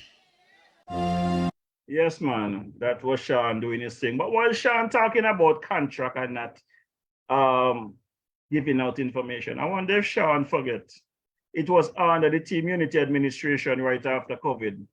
As a matter of fact, right in the middle of COVID, they had CPL. And when the public was asking for Janelle Powell to tell us how much CPL is costing us because the money is not there, the citizens needed the funds, not giving it outside. Janelle said that he could not tell the country how much they're spending on CCL and CPL. The contract didn't allow him to tell the country how much of its money spending on CPL. My good people, I said it before and I'm gonna say it again, you know, it's only when you get a puff of high wind blow, you see how nice Fowlers look with the nice shaped, pretty feathers them. And I think everything under there is nice, just like that. And when the wind blows, you see under there some, boy. The time is gonna come for you all to get everything, you know. All I'm asking the AG to do, all I'm asking the Prime Minister to do and National Security, it's time that all you charge some of them criminals. It's time to charge some of them. 10 months is long enough. El Rita and the rest of them out there, all who create problem for the people. You all know they did wrong. You all have the paperwork on them. Send them home. Pay them. Let them stay home and get paid. Don't let them stay in there getting paid and destroying the infrastructure of the government and leaking information to the farmer hub. You see, start going to church again because he feel like he getting information. He feel like he coming back. So he start to walk again. He start going to church again. Get rid of them. That's what we said. Get rid of them. It's time for them to go. Folks, I'm going to give some quick updates and then I'm going to call it a night, you know. I just want to remind you all that this coming Saturday, the 17th of June, the Nivisions for Nevis will be having their annual breakfast there at the St. Andrew's Church in the Bronx. It's over there, 781 Castle Hill Avenue. Go out and support the Nivision for Nevis. You got folks like Hazel Claxton, Twiller, the man there, Gene, Delhi, they have tickets. It starts at 9 o'clock. Felix and all those guys, go out and support the Nivision for Nevis because it does a lot for Nevis at home. So go out and support them. We look forward to that. This Saturday as well, the DJ Mauritia Sports Club will be officially in the Federation of St. Kitts Nevis. And they have a very vibrant and interesting time schedule. So I'm going to give some quick information and we will be updating you as the time progresses via Facebook and otherwise. But yes, we are being hosted officially by the Police Sports Club. We are officially hosted by the Police Sports Club. We have that arrangement for some 20 plus going on 30 years. So they are our hosts. In addition to the St. Kitts Cricket Association, thanks to Brother Dennis and his team, that they have decided to partner with the Royal St. Christopher Nevis Police Sports Club. But let me give you some quick details. The arrival of the team is Saturday the 17th. Naturally, DJ Mauritia came in early to ensure that the red carpet is laid out and everybody is comfortable when they arrive in the Federation. So upon arrival, the first stop for the team will be in Deep Bay at the fishing tournament. We're gonna go over there. I am a registered fisherman as well, and we're gonna go there and support the guys. And Sunday, that's Father's Day, Sunday the 18th of June, the NRP constituencies domino teams, all of them will be combining over there at Carbo's in Fountain. They will be playing a series of domino game with us. It's gonna be a nice meet and greet, chit chat, There's going to be lots to eat and drink. Come out and support the team. This is for the divisions. This is not for CCM, NRP, the independent. This is an event to bring divisions together. You all come out and support. Come and hang with DJ Marisha. Give me your views. Let me know your opinions of what is happening in Nevis, what we can do to enhance Nevis. What is the holdback? Why you all are not coming out and talking the wrongs of what's taking place? Let's meet at Carbos and have a good time. It's going to be enough goat water, fish, breadfruit, all kind of stuff will be there. So come out at Carbos. Carbo, please remember to put the information in the chat. Put your numbers. I'm looking forward to see you guys at Carbos. From 12 o'clock on Sunday, we're going to be there hanging out till the wee hours of the evening. I look forward to seeing Moffett and Loretta and all you guys, Carlisle, Powell, and the crew and stuff like that. I'm looking forward to seeing you all there. Now, on Monday, the actions move to Jamrock. Jamrock restaurant over there in Frigate Bay is going to be an open domino tournament versus DJ Marisha Sports Club that starts at 7 p.m. Remember, come out to Jamrock and support the cause. We're going to have food, drinks. You can order your dinner there. You can have a good time hanging with DJ Marisha. That's on Monday, the 20th of June. That's this coming Monday. On Tuesday, we're going to be hanging over at the beach. From 10 a.m., we're going to be on the beach getting a little swim up, banging a few dominoes and having a good time. We're going to be having a good time over there. In the evening, Tuesday evening, the 20th of June, we will be hanging in Old Road at Gijo's Night Spot over there on Station Street, Old Road. That is where we will be hanging out with some domino, open domino tournament. Lots of fun. People will be there. That's Tuesday, June 20th. We're going to be over there at Gijo's Night Spot in Old Road. Come out and check us. On Wednesday, June 21st, you got it. I will be going live from the Ramada in Hilden, St. Paul's. Hildon, right across from the Methodist Church. That's where we're going to be. It's going to be an open domino tournament versus DJ Marisha Sports Club. And that event will be hosted by the Ramada Hotel, Restaurant, and Bar there. So check us out at the Ramada from 7 p.m. That's on Wednesday, 21st of June.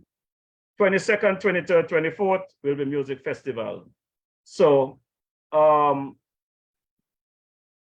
not going to be doing anything for those days. We're going to allow folks to go and enjoy their music festival. On the 25th of June, we're going to be hanging at the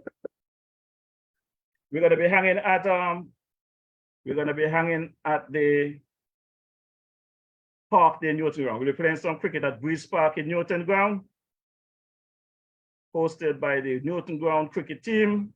We're going to be hanging there from 12 o'clock. That at Breeze Park, Newton Ground. We'll be jamming some cricket on the 25th of June. Thank you. Also, on the 26th, that's Monday the 26th, we're going to be on the pitch there by the former commissioner, Brother Austin Williams and crew, Laura and the boys. We're going to be there jamming some domino as well and hanging out. On June 27th, we're going to be the Poor Man's Pocket Domino team of Newton Ground versus DJ Marisha Sports Club. And that's going to be taking place at Buddy's Slam Bar and Pool Room in Newton Ground. That's the 27th of June, the Poor Man's Pocket Bar Domino team versus DJ Marisha Sports Club. And that will be taking place at Buddy's Slam Bar and Pool Room in Newton Ground. 28th of June. On the 28th of June, the Police Sports Club will be jamming some cricket versus DJ Marisha at the Cannery Grounds. And that game as well starts at midday. That's on the 28th of June, the Police Sports Club versus the Royal St. Christopher and Nevis Police Sports Club versus DJ Marisha will be at the Cannery Grounds starting at 12 until the 29th of June. The St. Kitts Cricket Association will be jamming cricket and domino at Connery Ground starting at 12 as well. So the 28th and 29th will be at the Connery Cricket Field playing some cricket and dominoes there. On the 29th, that is where you check us out. Now on the 30th, Friday the 30th of June, we'll be right back in Old Road at Gijo's Night Spot, Station Street, Old Road, for the wrap-up of the domino there, and the team exit the Federation on Saturday, 1st of July. So it's a lot to do for the team in St. Kitts Nevis. Feel free to come out and join us, get to meet us, meet and greet. And I will be dropping a track here right about now, and I'll come back and talk to you in a bit. This one is called So Much Trouble in the World. Look more drums.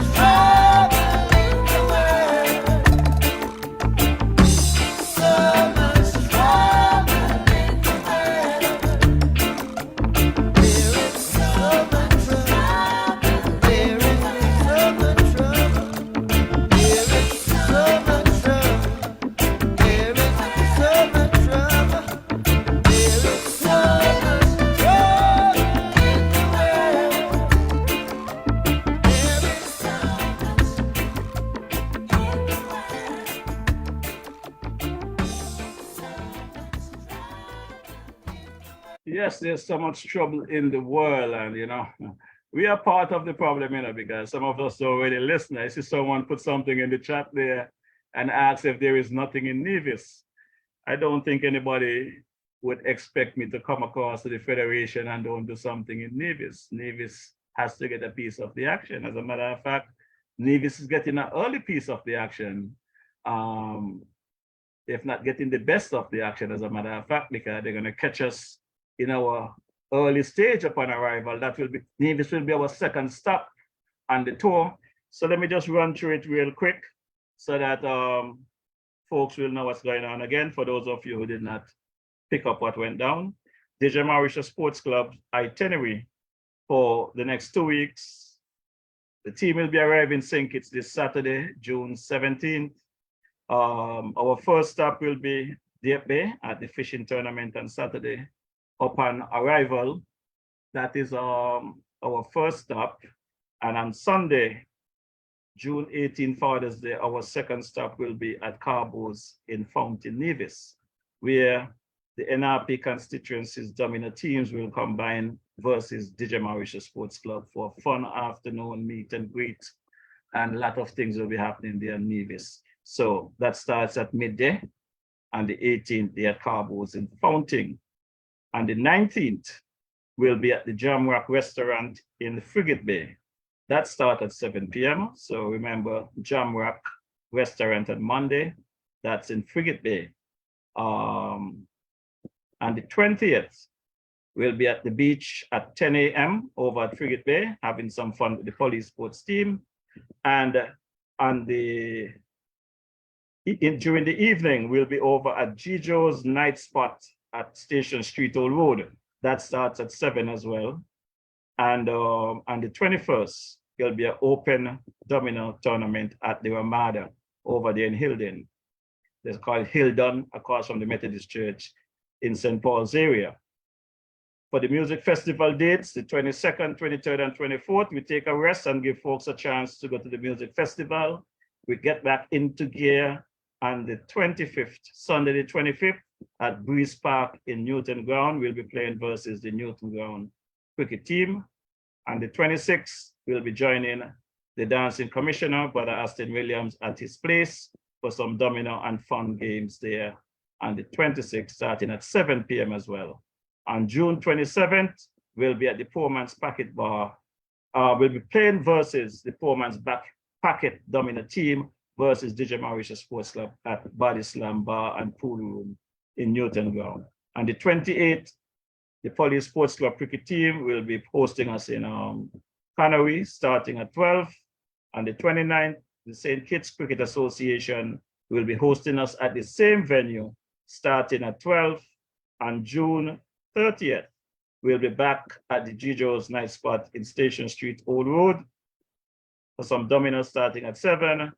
And Saturday, July 1st, DJ Mauritius Sports Club team departs the Federation back for the USA after having some fun in the sun. So for those of you who looking for some fun, the place to be, just follow my Facebook page and you will get the flyer shortly, and you can follow DJ Mauritius. In the meantime and between time, I will be dropping the unofficial national anthem by the man, the King Arrow, and we're going to be calling it a night. So I have some folks came here to visit me, so I'm going to have to cut it, but Ivor. So folks will be in Nevis on Sunday, the 18th at Carbos over there in Fountain. Stand by for the unofficial national anthem. Good night, Sister Deidre Farrell Smith. How are you doing? Sister Cora Bennett. Hope all is well with you. Sister Gwyneth Mauritius, Beverly Mauritius, and crew. Sister Dorothy Allen. My cousin, dear Gloria.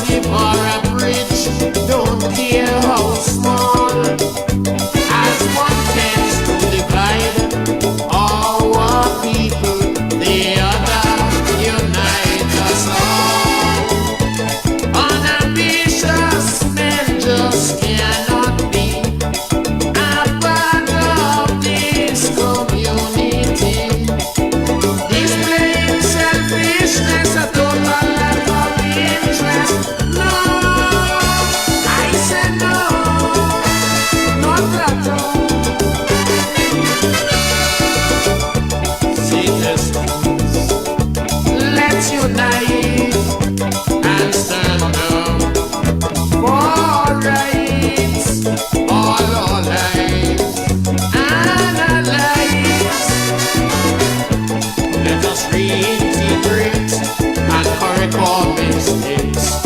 Reunification, building a brand new nation. We move on together hand in hand. Rise, citizens, arise. The country is yours, all yours, still yours.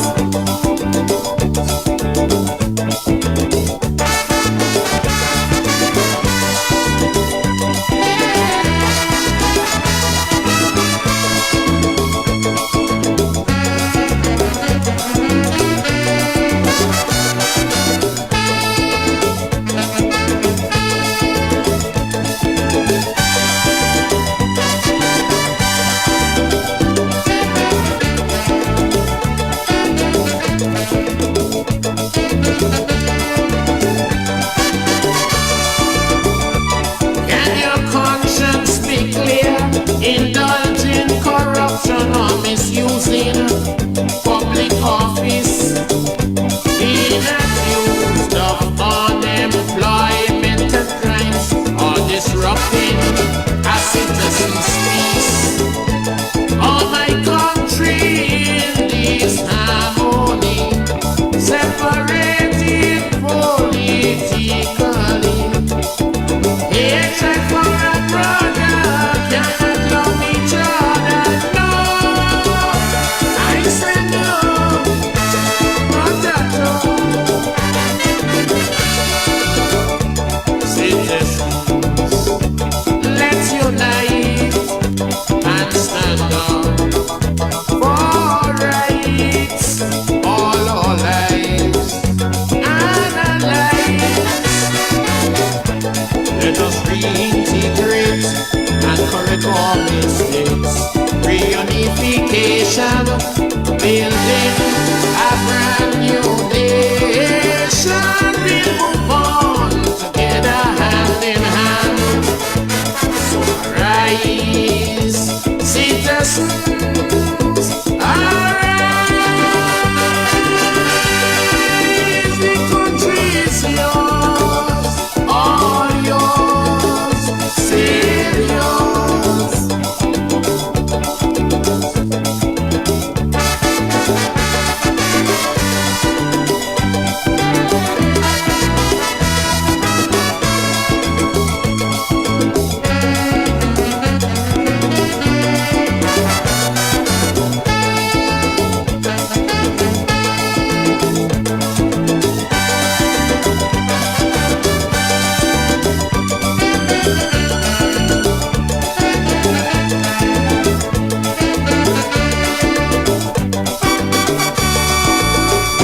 Yes, man, sound of the late great Green Arrow, lovely music. Well, Sister Millicent, Brother Millicent, Cornelius, you want to know how come only one event in Nevis? Well, it's very simple. The Mauritius Sports Club is a very broke team. We don't have the funds like Baby Brantley and them over there, so we cannot afford the funds to charter the ferry to come back down. You know, the ferry stop run by 5, 6 o'clock coming out of Nevis. And in nowhere we can come to Nevis to have a fun day and run out of Nevis by 5, 6 o'clock. So we have to charter a ferry to bring us back down at a later time. So that costing is something that we cannot really afford. So we make sure we squeeze in one day, and we're struggling to pay the ferry for that one day. So if you want to make a contribution towards the ferry, that will be nice. But in the future, we'll be happy to do more than one event in Nevis, providing that we can raise the necessary funding to pay for the ferry to bring us back down. Going up is not an issue. We could jump on any ferry going up, but it's coming back down the later hour. So that is the way it is there, you know. So one is better than nothing at all, eh? Remember that Baby Brantley is making millions and trillions, and he's not giving Nevis what he's supposed to get. At least we are trying, so just bear with us. So one final wrap up so that before we leave, DJ Mauritius Sports Club arrival on the 17th, this coming Saturday. We'll be heading to the fishing tournament in Deep Bay. On June 18th, we'll be hanging out over there at Carbo's place in Fountain. It will be the NRP constituency's dominant teams versus DJ Mauritius Sports Club. Come on out at 12 o'clock sharp, and we're gonna have a good time. Come out to support, come out and enjoy yourself. It's Father's Day. For your fathers or non-fathers, come out, hang out with us. For your ladies or girlfriend or wives, bring out the fathers so they have a little good time with us there at Carbo's. They will enjoy themselves. On the 20th, on the 19th, Monday the 19th, we'll be over at Jamrock, starting at 7 p.m. It's going to be an open in the tournament. All are welcome to come and hang with us there at the Jamrock restaurant in Frigate Bay. June 20th is going to be a beach day at 10 a.m. at the beach. Tuesday evening at 7 p.m. We'll be over there at Gijo's night spot in Old Road, Station Street, Old Road. Come and hang with us. On the 21st, we'll be down here at the Ramada Hotel. Ramada will be hosting an open tournament, Domino tournament versus DJ Mauritia there in the Hilden area. Come on out at 7 p.m. and hang with us. Music Festival, 22nd, 23rd, 24th. Come back on the 25th, we'll be at Breeze Park, the Newton Ground cricket team versus DJ Mauritius Sports Club, starting at 12 noon. And Monday 26th, the dancing commissioner and his wife, sister Laura, will be hosting us on his rooftop there from 7 p.m. Come the 27th, we will be the Poor Man's Packet Domino team versus DJ Mauritius Sports Club down there at the Body Slam Bar and Pool Room in Newton Ground, sorry. On June 28th, the Police Sports Club will be hosting DJ Mauritius Sports Club at the Canary Cricket Ground starting at 12. Come out and support some dominoes and cricket. On the 29th, the St. Kitts Cricket Association will be hosting DJ Mauritius Sports Club at Canary, starting at 12 as well. On the 30th, we'll be down there at the Gijo's night spot in Old Road again at Station Street. On the 1st of July, the team leaves back for the US of A. Thanks again for joining me this evening. God blessings on everyone. For those of you who did not get the full effect of the show this evening, I'm sorry that I have to run. I have some folks outside waiting on me, and there's a lot that's happening in the Federation. Like I said, don't listen to the fake news. You understand? There's no travel restrictions on the Federation of St. Kitts Nevis. And if and when you arrive on this island, you're not going to see no kind of criminal activities and nothing to be fear about. Come on home, enjoy yourself. It's your place, the country is yours. Come and enjoy. I want to say good evening to my cousin there, Ken Bernier in St. Thomas, his wife, Sister Pamela Bernier. And at the end of the day, it's Jah love every time. And I'll pick you up on Wednesday, coming to you live from the Ramada.